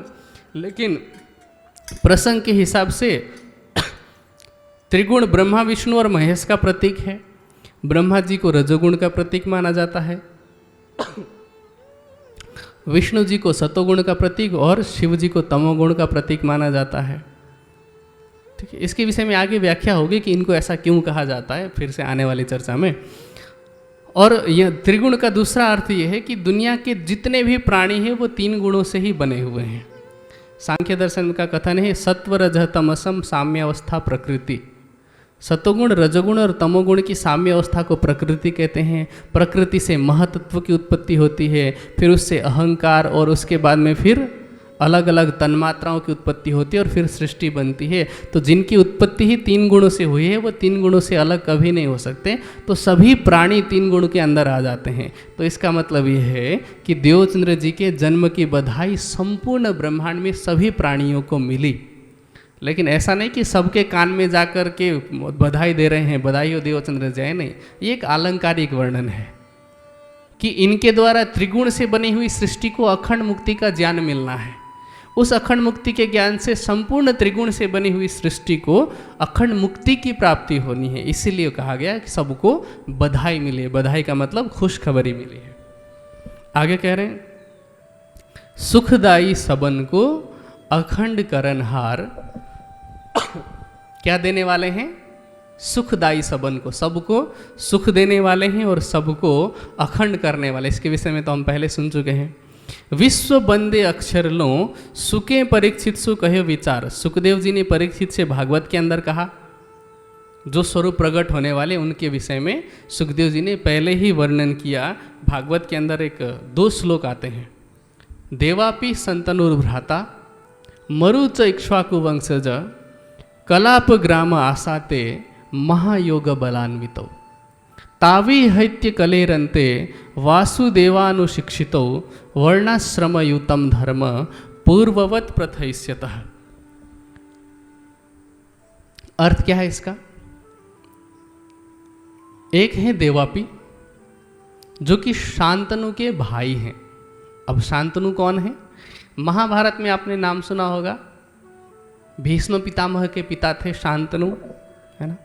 तो शांतनु के भाई का नाम है देवापि, और एक है इक्ष्वाकु वंश के राजा मरु। ये 2 लोग कलाप ग्राम में जाकर के तप करते हैं। अब सवाल ये होता है, कलाप ग्राम कहाँ पर है?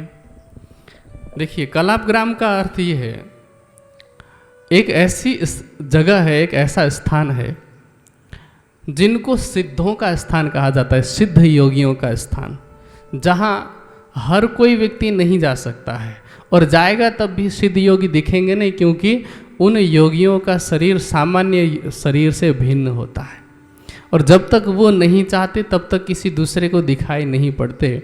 आपको इस विषय में और अधिक गहराई से जानना है तो पुस्तकालय में एक पुस्तक है, हिमालय के योगियों की गुप्त सिद्धियाँ। उस पुस्तक में लाहिड़ी महाशय का जीवन चरित्र लिखा गया है। उसमें उन्होंने बताया कि अंग्रेज़ों के समय में वो एक जॉब करते थे, अंग्रेज़ों के वहाँ नौकरी करते थे। तो उनको अंदर से कहीं एक जगह पे पहाड़ी पे जाने की प्रेरणा हुई, और उसी प्रेरणा के कारण वो चलते चलते चलते चलते किसी ऐसे जगह पर पहुँचे। फिर वहाँ किसी ने उनको आंख बंद करवाया और अचानक ऐसे स्थान पर पहुँचाया जहाँ पर ऐसा स्थान था, वहाँ बहुत सारे ऋषि थे, तपस्या कर रहे थे। तो जिन्होंने लाहिड़ी महाशय को वहाँ तक पहुँचाया था, उन्होंने परिचय दिया कि ये विश्वामित्र ऋषि हैं, ये वशिष्ठ ऋषि हैं, ये फलाने ऋषि हैं। ऐसे करके ऋषियों का परिचय दिया।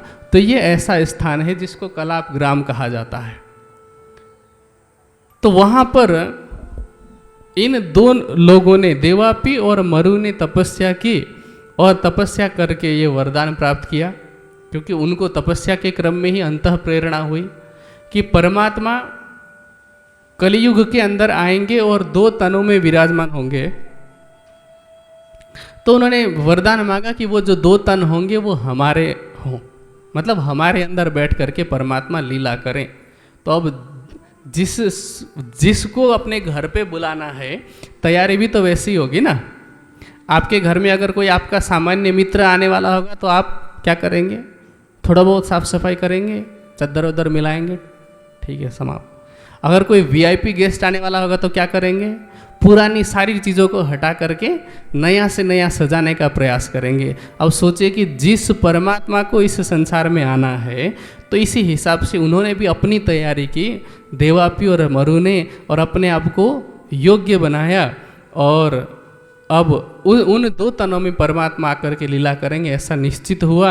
और कह रहे हैं, तावी हैत्य कलेरंते वासुदेवानुशिक्षितो वर्णाश्रमयुतम धर्म पूर्ववत प्रथयिष्यतः। वो दोनों लोग क्या करेंगे? इस संसार में वर्ण आश्रम धर्म की स्थापना करेंगे। वर्ण आश्रम धर्म का मतलब, वर्ण कौन कौन से हैं? ब्राह्मण, क्षत्रिय, वैश्य और शूद्र। लेकिन आज लोगों ने इसको जाति का नाम दिया, और आज लोग क्या कहते हैं? जो ब्राह्मण कुल में उत्पन्न हुआ वो सिर्फ जन्म लेने की वजह से अपने आप को श्रेष्ठ मान बैठा है, और यदि कोई शूद्र कुल में उत्पन्न है तो ब्राह्मण उसको हीन भावना से देखता है, घृणा करता है। जबकि वाणी क्या कहती है? चंडाल हृदय निर्मल, खेले संग भगवान, देखावे नहीं काहू को, गोप राखे नाम। यदि चंडाल का हृदय भी निर्मल होगा तो वो उस हृदय में भगवान का वास होगा, भले ही वो किसी से दिखावा करे या ना करे। और यदि कोई ब्राह्मण कुल में उत्पन्न होता है लेकिन सिर्फ बाहरी कर्मकांड को ही करता है तो क्या होगा? कहते हैं विप्र भेख बाहर दृष्टि, खट करम पाले वेद, श्याम खिन सुपने नहीं, जाने नहीं ब्रह्म भेद। कि जो केवल बाहरी कर्म कांडों को ही निभाता है, खट कर्म का ही पालन करता है, तो वो परमात्मा से, वो भगवान से एक पल के लिए भी अथवा स्वप्न में भी एक साथ नहीं होगा, स्वप्न में भी उसका सानिध्य प्राप्त नहीं होगा। तो यह है वर्णाश्रम धर्म की स्थापना, कि केवल जन्म के आधार पर कोई योग्य नहीं होता, कोई किसी भी कुल में उत्पन्न हो वो योग्य बन सकता है। ये हो गया वर्ण धर्म। और आश्रम धर्म का मतलब क्या है कि आज क्या हो रहा है कि सामान्य रूप में 25 साल तक की आयु विद्या ग्रहण करने की होती है, शिक्षा ग्रहण करने की, वो तो कर रहा है मनुष्य, लेकिन उसके बाद वो गृहस्थ आश्रम में जब प्रवेश करता है तो समापन भी गृहस्थ आश्रम में ही हो जाता है। आज समाज में कितने वानप्रस्थ हैं, किसी को जानते हैं आप? आपको तो ये भी नहीं पता होगा वानप्रस्थ आश्रम में करना क्या होता है, पता है?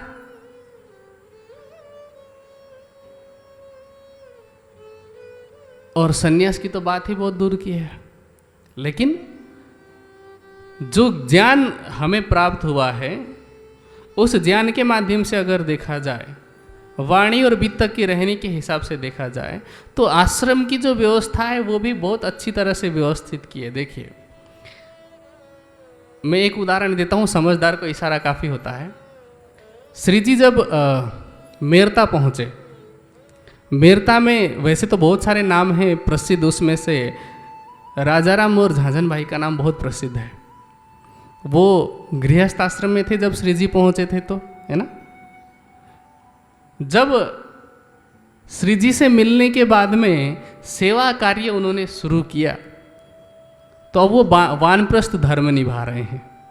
रह तो रहे घर पे, लेकिन जिम्मेदारी किसकी निभा रहे हैं? समाज की। जागने के लिए सेवा कर रहे हैं ना, अब वो अपने लिए कुछ भी जमा नहीं कर रहे हैं, तो वानप्रस्थ की जिम्मेदारी निभाई। और जैसे ही श्री जी पन्ना पहुँचे, अब लगा कि अब वानप्रस्थ की जिम्मेदारी हमारी समाप्त हो गई। उन्होंने चिट्ठी लिखी, चिट्ठी लिख करके अब सन्यास लेकर के पहुँच गए, है ना। हाँ, सुंदर साथ की जो सन्यास की प्रक्रिया है या किसी की भी सन्यास की प्रक्रिया एक ही तरह की हो वो ज़रूरी नहीं है। ये ज़रूरी नहीं है कि भगवा वस्त्र पहनना ही है। सन्यास का मतलब होता है सम्यक तरीके से, अर्थात बहुत अच्छी तरह से समझ करके छोड़ देना, त्याग देना, देखा देखी नहीं, समझ करके। तो ये हो गई आश्रम व्यवस्था, ठीक है। तो वर्ण व्यवस्था और आश्रम व्यवस्था इन दोनों की स्थापना करेंगे, ऐसा भागवत में लिखा गया था, जो कि सुखदेव जी ने परीक्षित से कहा। और एक चरण और आया साथ में, विश्व बंदे अक्षर लो। इसका अर्थ क्या है कि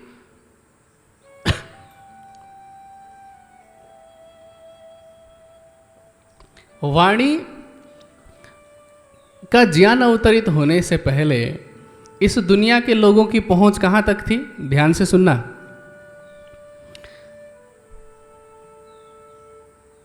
या तो नवदा भक्ति के आधार पर स्वर्ग, वैकुंठ, यहां तक की साधना करते थे, या फिर संप्रज्ञात असंप्रज्ञात समाधि के माध्यम से निराकार तक पहुंचते थे। कुछ कुछ लोग जिसको कैवल्य अवस्था की प्राप्ति कहते हैं वहाँ तक पहुँचते थे, लेकिन निराकार से परे कोई नहीं पहुँच पाया। ज्ञान दृष्टि से भले ही वो ज्ञान कौन सा है पता नहीं हो, लेकिन शब्द की दृष्टि से देखा जाए तो अक्षर ब्रह्म तक की पहचान कराने वाला ज्ञान, जैसे वेदों के अंदर जिसको प्रणव कहा है, ओम कहा है, प्रणव अक्षर का वाचक नाम है, तो वहाँ तक का ज्ञान। और वैसे देखा जाए तो पंचवासनाओं की पहुंच अक्षर तक की थी। विशेष रूप से कबीर जी को लिया जाता है, उसमें कबीर जी की पहुंच पंचवासनाओं में सबसे अधिक थी, जिनको हम 108 पक्ष में 83वें पक्ष के रूप में जानते हैं।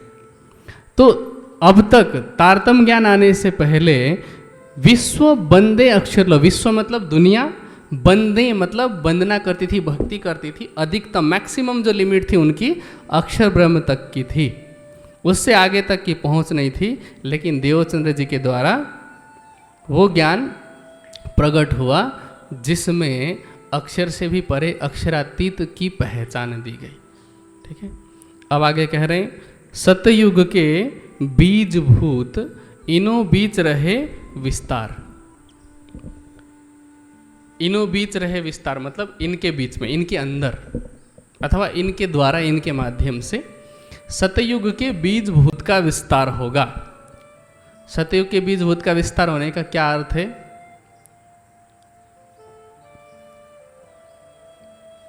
सतयुग में धर्म के 4 चरण होते हैं, सत्य, तप, ज्ञान और कर्म। और कहा जाता है कि एक एक युग में ये कम होते जाते हैं।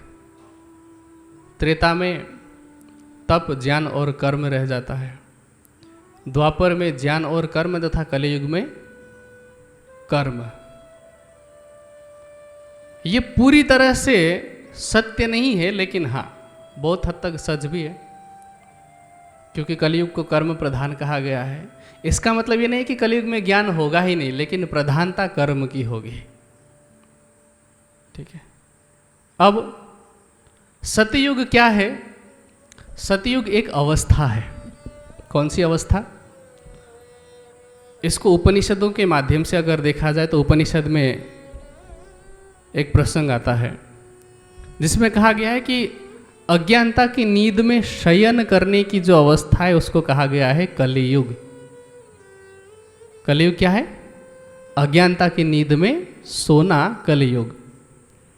अब संजिहानस्तु द्वापरः, जाग जाने का नाम द्वापर है।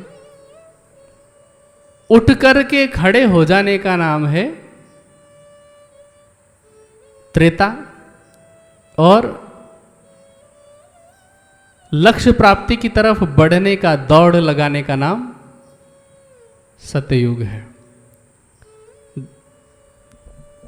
इन 2 तनों के माध्यम से, देवचंद्र जी और मिहिर राज जी के माध्यम से जो ज्ञान प्रकट हुआ, अब उस ज्ञान के माध्यम से हम ज्ञान दृष्टि से जागृत भी हो रहे हैं, अभी तो हो चुके हैं, क्योंकि ये वाणी वित्त की चर्चा हम इससे पहले अनेक बार सुन चुके हैं। तो हम ज्ञान प्राप्त करके बैठ चुके हैं और वाणी हमें बार बार पुकारे, बिल्कुल यही भाव लिए हुए जो उपनिषद का मैंने वाक्य बताया, बिल्कुल वही भाव लिए हुए वाणी में चौपाई है, सूता होए सो जागियो, जागा सो बैठा होए, बैठा ठाड़ा होइयो, ठाड़ा पाँव आगे भरे सोए। तो पाँव आगे भरने का, जागृति की तरफ बढ़ने का जो नाम है वो सतयुग है। तो यहाँ पर प्रसंग चल रहा है, सतयुग के बीजभूत इनो बीच रहे विस्तार। अब इन दोनों तनों के द्वारा ये जो धर्म के अलग अलग चरण हैं वो कैसे विस्तार हुए? देखिए, जब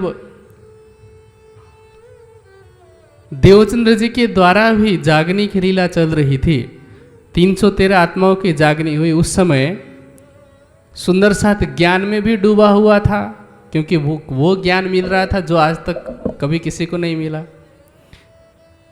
ठीक है, सत्य का अखंड का ज्ञान मिल रहा था, सेवा रूपी कर्म भी कर रहे थे और तप भी है वो। फिर जब श्री जी के द्वारा लीला चल रही थी 5वें दिन की, वहाँ पर देखा जाए तो सभी सत्य धर्म का पालन करने वाले हैं, तप अगर देखा जाए हर प्रकार से तप कर रहे हैं। सोचिए कि आपने कभी अष्टप्रहर की लीला में ये पढ़ा कि श्री जी इस समय सोते थे? नहीं। पौढ़ने का वर्णन आता है, लेटने का वर्णन आता है, सोने का वर्णन कहीं भी नहीं आता। और हर प्रहर में श्री जी जाग रहे हैं। श्री जी के साथ अनेक सुंदर साथ भी जाग रहे हैं, पूरी रात जागते हैं। प्रकृति की जो मर्यादा है उससे भी अब ऊपर वो उठ चुके हैं, क्योंकि प्रकृति की मर्यादा तो ये कहती है, आज के वैज्ञानिक कहते हैं कि 72 घंटे से ज़्यादा कोई भी बिना सोए नहीं रह सकता, लेकिन यहाँ तो 10 वर्ष तक की लीला है। कैसे शरीर उनका चल रहा होगा, तो ये एक प्रकार का तप है। इसी तरह से हमेशा सेवा में तत्पर हैं। सारी की सारी जो बुद्धि की प्रक्रिया है, मन की चित्त की वृत्तियां हैं, वो हमेशा सेवा में ही लगी हुई है। कैसे? क्योंकि अगर ऐसा ना हो तो जैसे एक सुंदर साथ हैं मायाराम जी, ऐसे बहुत सारे उदाहरण, मैं एक दो नाम लेकर के कह रहा हूँ। उनके पास एक झोली रहा करती थी और उस झोली में जो जो भी आवश्यक सामग्री हो तुरंत वो निकाल करके उपस्थित कराते हैं। कोई भी सामग्री हो सकती है, छोटी छोटी बड़ी बड़ी। और सोचिए कि किसी को थोड़ी पता है कि कब क्या मांगने वाले हैं। इसका मतलब है कि हमेशा सेवा में वो खड़े हैं। तुरंत मांग हुई और श्री जी को प्रतीक्षा ना करनी पड़े, ऐसी अवस्था है। कोई सुंदर साथ पानी पिलाने की सेवा करते हैं। सोचिए कि 5000 सुंदर साथ को पानी पिलाने की सेवा करना, यहाँ अभी 50 लोग अचानक से आ जाएं और 2 बच्चों को कह दिया जाए कि सबको पानी पिलाना है, पसीने छूट जाएंगे। जबकि आज तो नल चलाने की ज़रूरत नहीं है, कहीं से ढो कर के लाने की ज़रूरत नहीं है। जब आप पन्ना जी पहुँचेंगे, वहाँ पर संग्रहालय में, म्यूजियम में देखते हैं, उस समय के खाली बर्तन हम नहीं उठा सकते, इतने बड़े बड़े बर्तन हैं। सोचिए कि तप उन्होंने कैसा किया होगा। ठीक है, सत्य की बात आई, तप की बात आई, ज्ञान को देख लेते हैं। ज्ञान की बात करें तो कितने उदाहरण दे सकता हूं मैं अभी आपके सामने। चलिए 2 उदाहरण से संतुष्टि कर लेते हैं, क्योंकि आगे तो उदाहरण ही उदाहरण है। जब श्री जी पन्ना जी पहुंचे, वैसे तो उससे पहले भी बहुत सारा प्रसंग है, मैं पन्ना जी की बात कर रहा हूं तो वहीं का प्रसंग ले लेता हूं। पन्ना जी में 3 प्रकांड पंडितों को बुलाया गया। वैसे तो बहुत सारे पंडित आए थे और उन पंडितों में से भी सेलेक्ट किए गए कि सुंदर वल्लभ बद्री भले मिले कलमा है, 14 विद्या निपुण है पर एक को जानत ना है। 14 विद्या में निपुण पंडित को बुलाया गया और उन पंडित को, श्री जी को तो बात करने की जरूरत भी नहीं पड़ी। महाराजा छत्रसाल जी से बात हुई, कुछ सुंदर साथ से बात थी और इतने में पंडितों ने हार मान ली। तो सोचिए ज्ञान की बात हम कहाँ तक कर सकते हैं। वहाँ का महोबा का सबसे प्रसिद्ध काजी था अब्दुल रसूल, उसको बुलाया गया कि चल भाई तू शास्त्रार्थ कर ले कुरान के माध्यम से। उसने कुरान सिर पर रख करके कहा कि यही आखिरुल इमाम मोहम्मद महदी साहिबुज़माम है, अगर मैं झूठ बोल रहा हूँ तो यही कुरान मुझे मार डाले। श्री जी ने कोई बात नहीं की, सुंदर साथ नहीं, मामला रफा दफा कर दिया। सोचिए ज्ञान की बात। ठीक है, तो सत्य, तप, ज्ञान और कर्म की तो हम बात, पूरा अष्टप्रहर ही पूरे कर्म से भरा हुआ है। ठीक है, सब सेवा से भरा हुआ है। तो इस तरह से सतयुग के जो बीजभूत हैं वो इन दोनों के माध्यम से कैसे जाहिर हुआ। और कहते हैं होवे सब में जाहिर अखंड ए संसार। और जब ये बात, जब ये धर्म के अलग अलग चरण हैं, सतयुग की अवस्था जब सब में जाहिर होगी तो ये संसार अखंड होगा। होवे सब में जाहिर अखंड ये संसार। अब ये करना किसको है? सब में जाहिर करने का काम किसका है? कहने को तो कहते हैं ना, ये जो छठा दिन है वो ब्रह्म सृष्टियों का है, इसको जाहिर करने का, वाणी और वितक को जाहिर करने का। वितक के विषय में कहा जाता है विरोध सारी विश्व का, भागत इन वितक सबको पहचान हो वहीं पहुँचावे कदमोहक। तो इस वितक के माध्यम से, वितक में जो वाणी का सिद्धांत है उसके माध्यम से, अर्थात वाणी और वितक दोनों के माध्यम से इस संसार में वह ज्ञान जाहिर होगा जिससे कि संसार को अखंड मुक्ति मिलेगी। और इसके विषय में कहते हैं सोई वेद कतेब में इनों की लिखी साख। वेद में, अब यहाँ कंफ्यूज मत होना, वाणी और बीतक में जहाँ जहाँ वेद शब्द का वर्णन है वहाँ अधिकतर जगहों पर हिंदू धर्म ग्रंथों से, क्योंकि पुराने समय में लोग इतने ज़्यादा पढ़े लिखे नहीं होते थे, वेद किसी ने पढ़ा नहीं होता था, तो सामान्य रूप में जितने भी धर्म ग्रंथ संस्कृत में लिखे होते थे सबको वेद समझते थे। तो लोक व्यवहार की भाषा से वेद ग्रहण किया गया, और कतेब का मतलब है कुरान पक्ष। तो हिंदू धर्म ग्रंथों में और कतेब पक्ष दोनों में इन दोनों की अर्थात देवचंद्र जी और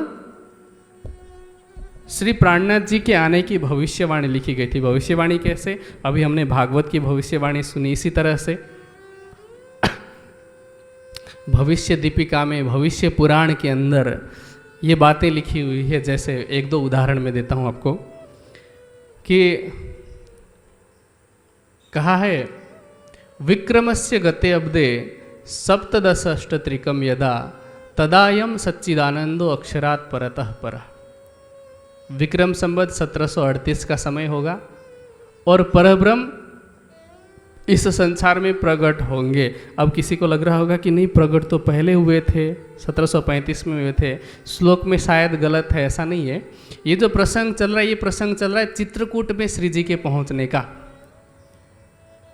अब चित्रकूट का क्षेत्र तो बहुत विशाल है ना, केवल पन्ना नहीं आता चित्रकूट में, चित्रकूट के अंदर बहुत बड़ा भूभाग आ जाता है। तो श्री जी 1738 में चित्रकूट में प्रवेश कर चुके थे, और आगे ही तो कहा है ना, चित्रकूटे वने रम्य स वै तत्र भविष्यति। और भी बहुत सारी भविष्यवाणियाँ की है कि शालिवाहन साकात तु गत षोडशकम शतम, ये हरिद्वार के प्रसंग के लिए बताया गया कि विजयाभिनंद बुद्ध निष्कलंक के रूप में कब जाहिर होंगे।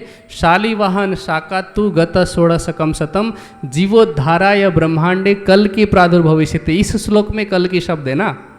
विजयाभिनंद बुद्ध निष्कलंक स्वरूप विक्रम संवत शक संवत 1600 में।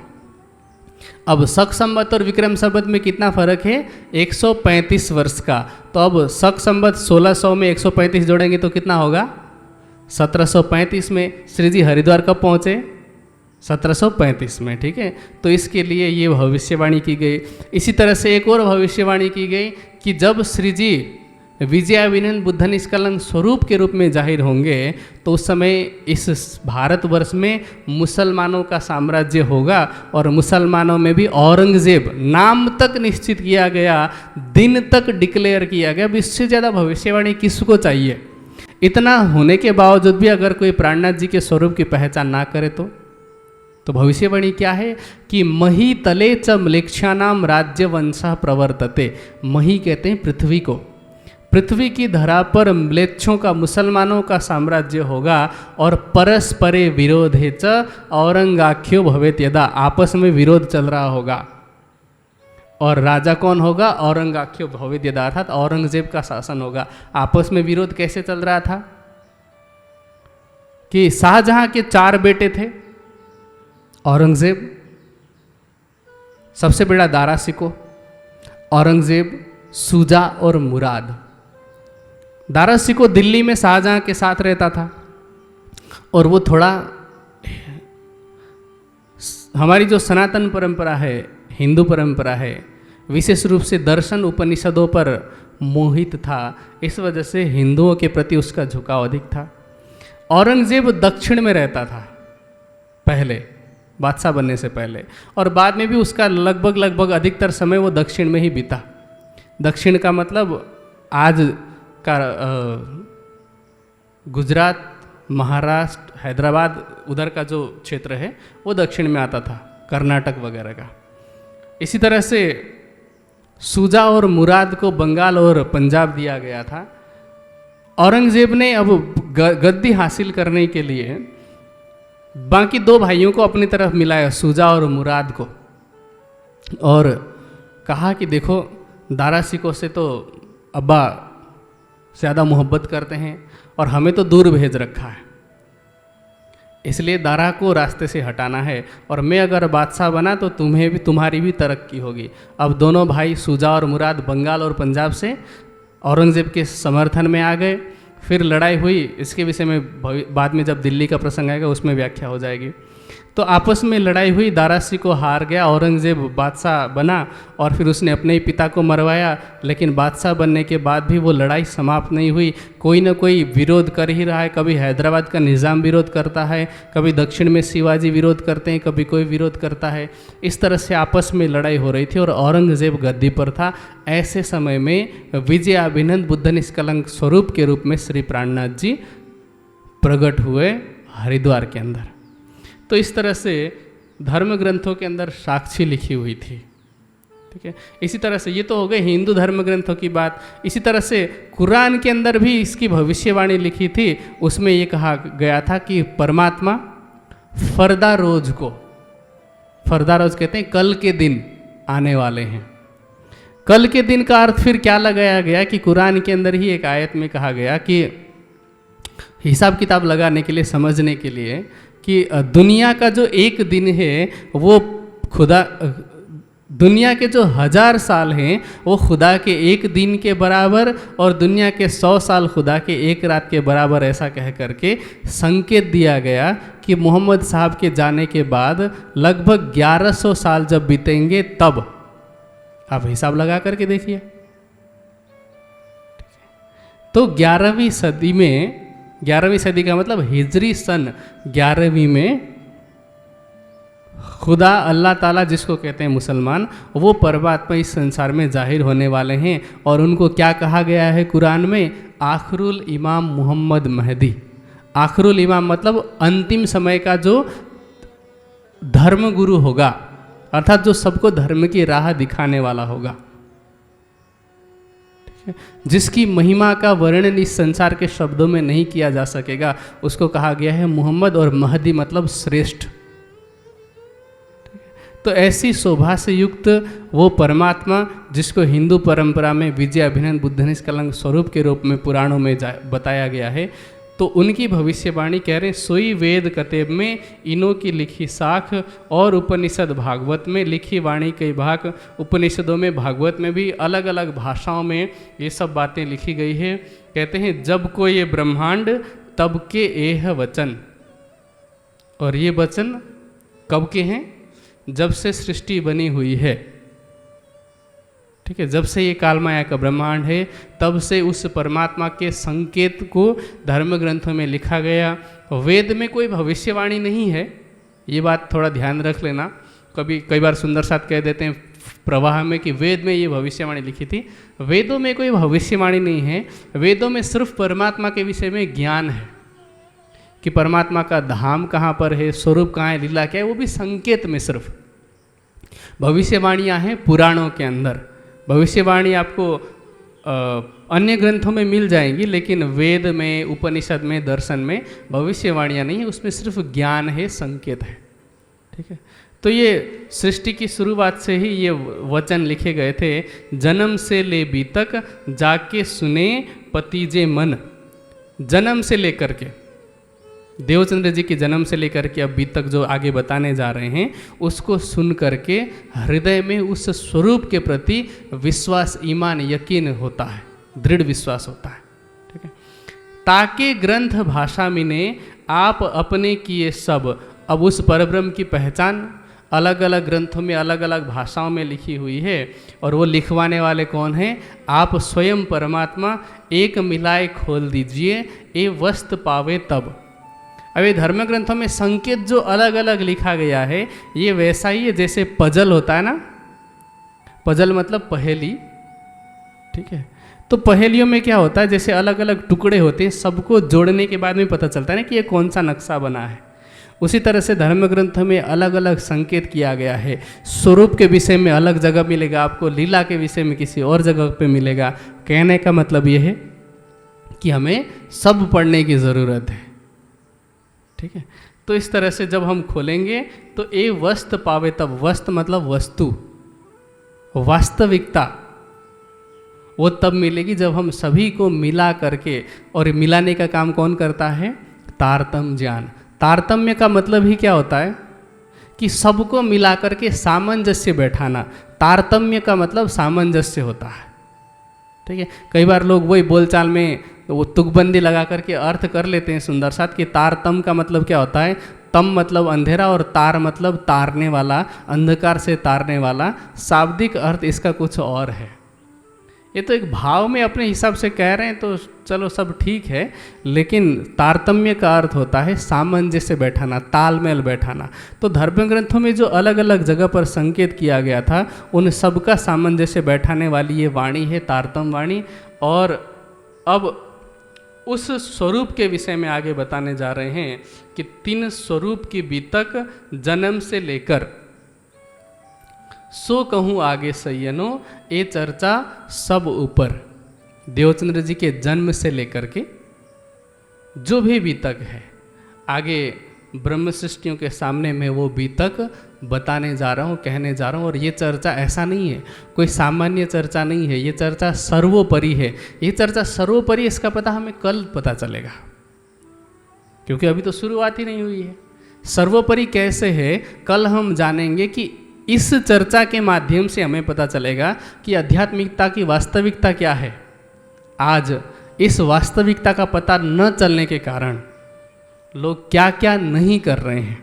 परमात्मा को पाने के नाम पर बेचारे, क्योंकि अज्ञानता में कोई व्यक्ति अनजान में कर रहा है तो दोष नहीं है, लेकिन हम जान रहे हैं, हम जानबूझ करके किसी को गड्ढे में अगर गिरने दे रहे तो वो हमारा दोष है। सोचिए, हरिद्वार से चल करके पैदल कंधे पर बोझ लेकर के भूखे प्यासे पैरों में छाले पड़ जाते हैं, कई लोग तो नंगे पैर चलते हैं, और कुछ लोग मैंने देखे 8-8, 10-10, 12-12 साल के बच्चे भी हैं। कहाँ कहाँ तक पैदल चलते होंगे। हम तो बीतक की चर्चा हो रही है, सरसावा से यहाँ तक पैदल आना हो तो 2 किलोमीटर ही तो है, कोई बोझ भी नहीं है, और उल्टा ज्ञान चर्चा भी मिल रही है। उनको क्या मिल रहा है? गंगा जी का जल मिल रहा है और कुछ नहीं मिल रहा है। उसके बावजूद भी बेचारे इतना परिश्रम कर रहे हैं, लेकिन वो परिश्रम जब तक ज्ञान नहीं होगा, बिना ज्ञान का परिश्रम व्यर्थ है। व्यर्थ कैसे है? जैसे आपने आँख में पट्टी बांधी, हाथ में बहुत सारे पत्थर लिए, अब आपको 1-2 चक्कर घुमा दिया जाए और आपको कह दिया जाए कि एक आम का पेड़ है आपके पास में, उस पेड़ में आपको निशाना लगाना है। अब आपके पास एक झोला भर कर के पत्थर है, आप खींच खींच करके पत्थर मारेंगे, निशाने पर लगेगा? नहीं। लेकिन वही पट्टी निकाल देंगे आँख से तो देख लेंगे कि निशाना कहाँ पर है, लक्ष्य कहाँ पर है, लक्ष्य कौन सा है, कितनी दूरी पर है, तो आप निशाना अपना लगा सकते हैं। इसी तरह से बिना ज्ञान का परिश्रम मतलब अंधे की निशानेबाजी की तरह है। अब देवचंद्र जी की बीतक से हमें ये सीखने को मिलेगा कि परमात्मा की खोज करनी है तो वो करनी कैसे है। क्योंकि चाणक्य ने क्या कहा, क्योंकि देवचंद्र जी ने भी तो बहुत सारी गलतियां की हैं ना बचपन में। गलतियां का मतलब वो गलतियां नहीं है, लेकिन खोज करते हुए ऐसे जगह पर पहुंचे जहां परमात्मा है ही नहीं। तो हमें पता चलेगा कि जो उन्होंने किया, जहां वो खोज करने के लिए गए और नहीं मिले तो हमें भी नहीं जाना है। जहां जाकर के खोज की उन्होंने और जिस तरीके से उन्होंने परमात्मा की प्राप्ति की और जो तरीका उन्होंने बताया उस रास्ते पर चलेंगे तो हमें परमात्मा की प्राप्ति होगी। तो चाणक्य क्या कहते हैं कि आप खुद गलती करके सुधारें, इसके लिए आपकी इतनी लंबी आयु नहीं है। इसलिए दूसरे को देख करके हमें शिक्षा लेनी चाहिए। इसलिए हमारे भारतीय दर्शन, भारतीय परंपरा क्या कहती है, महाजनो ये न गतः सपंथा। महापुरुष जिस रास्ते पर चले हैं उस रास्ते पर हमें चलना चाहिए। तो देवचंद्र जी ने बहुत ही कष्ट करके क्या कहा, पिया में बहुत भांत तो को खोजिया, छोड़ धंधा सब और पूछत फिरों सुहागनी, कोई बतावे पिया ठोर। कोई तो परमात्मा का पता बता दे। ऐसा कहते हुए वो अनेक संप्रदायों में गए, कितनी जगह पर पैदल चले, कितनी जगह पर दंडवत होकर के 3-3 घंटे तक, कई वर्षों तक मंदिर में परिक्रमा की। अलग अलग प्रकार के योग का भी सहारा लिया, अलग अलग संप्रदाय में गए। कोई संप्रदाय ऐसा था जो कनफटे वैरागी थे, कोई कापलिक थे, अवधूत थे, कोई नाथ पद्धति के साधु थे। ऐसे अनेक साधुओं के पास जा कर के परमात्मा को पाने का प्रयास किया, लेकिन फिर भी नहीं पा सके। और पाए तो फिर किस तरह से पाए, और पाने के बाद में हम सब के लिए कौन सा रास्ता बताया, वो ज्ञान बहुत ही महत्वपूर्ण है। इसलिए क्या कहा कि सो कहूँ आगे सैयनो, ये चर्चा सब ऊपर, ये चर्चा सर्वोपरि है, सबसे ऊपर की चर्चा है। और आगे कह रहे हैं, जब भया बरस 11वां, तब मन उपजो विचार, मैं कौन कहाँ थे आइयो, कहाँ मेरो भरतार। जब उनकी उम्र 11 साल की हुई थी, तो 11 साल की उम्र में उनके मन में कौन से प्रश्न आए, मैं कौन हूँ, मैं कहाँ से आया हूँ। आज 11 साल के बच्चे के मन में प्रश्न आता है, मम्मी खाना कहाँ है, वाईफाई का पासवर्ड क्या है, मोबाइल का पासवर्ड क्या है ना।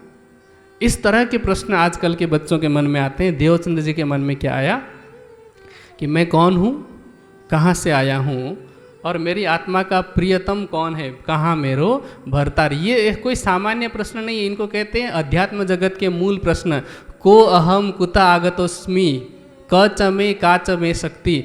मैं कौन हूँ, कहाँ से आया हूँ, और मेरी शक्ति क्या है, मेरी आत्मा का प्रियतम कौन है, वो कैसा है, क्या लीला करता है। ये अध्यात्म जगत के मूल प्रश्न है। ऐसे प्रश्न उनके मन में आए। अब उन प्रश्नों के उत्तर के खोज में वो कहाँ कहाँ पर गए, खोज के क्रम में कैसे कैसे उनको निराशा हाथ लगी, लेकिन जहाँ से भी वो गुजरे वहाँ से उन्होंने क्या क्या सीखा, जिससे हम क्या क्या सीख सकते हैं और दूसरों तक हम क्या पहुँचा सकते हैं, दूसरों को हम क्या सिखा सकते हैं, उसकी चर्चा सुनेंगे हम कल। अब समय पूरा होता है, तो आपको इन प्रश्नों का उत्तर जानने को मिलेगा। और अगर लगता है कि नहीं हमें तो सब पता है, तो आपकी मर्जी। बस इसी के साथ मैं अपने शब्दों को यहीं पर विराम देता हूँ। सबको प्रणाम जी। बोलो श्री प्राणनाथ प्यारे की। सब मिलकर के चौपाई दोहराएंगे। जब भया बरस 11वां, तब मन उपजो विचार, मैं कौन कहाँ थे आइयो, कहाँ मेरो भरतार, कहाँ मेरो भरतार। बोलो श्री प्राणनाथ प्यारे की। प्रणाम।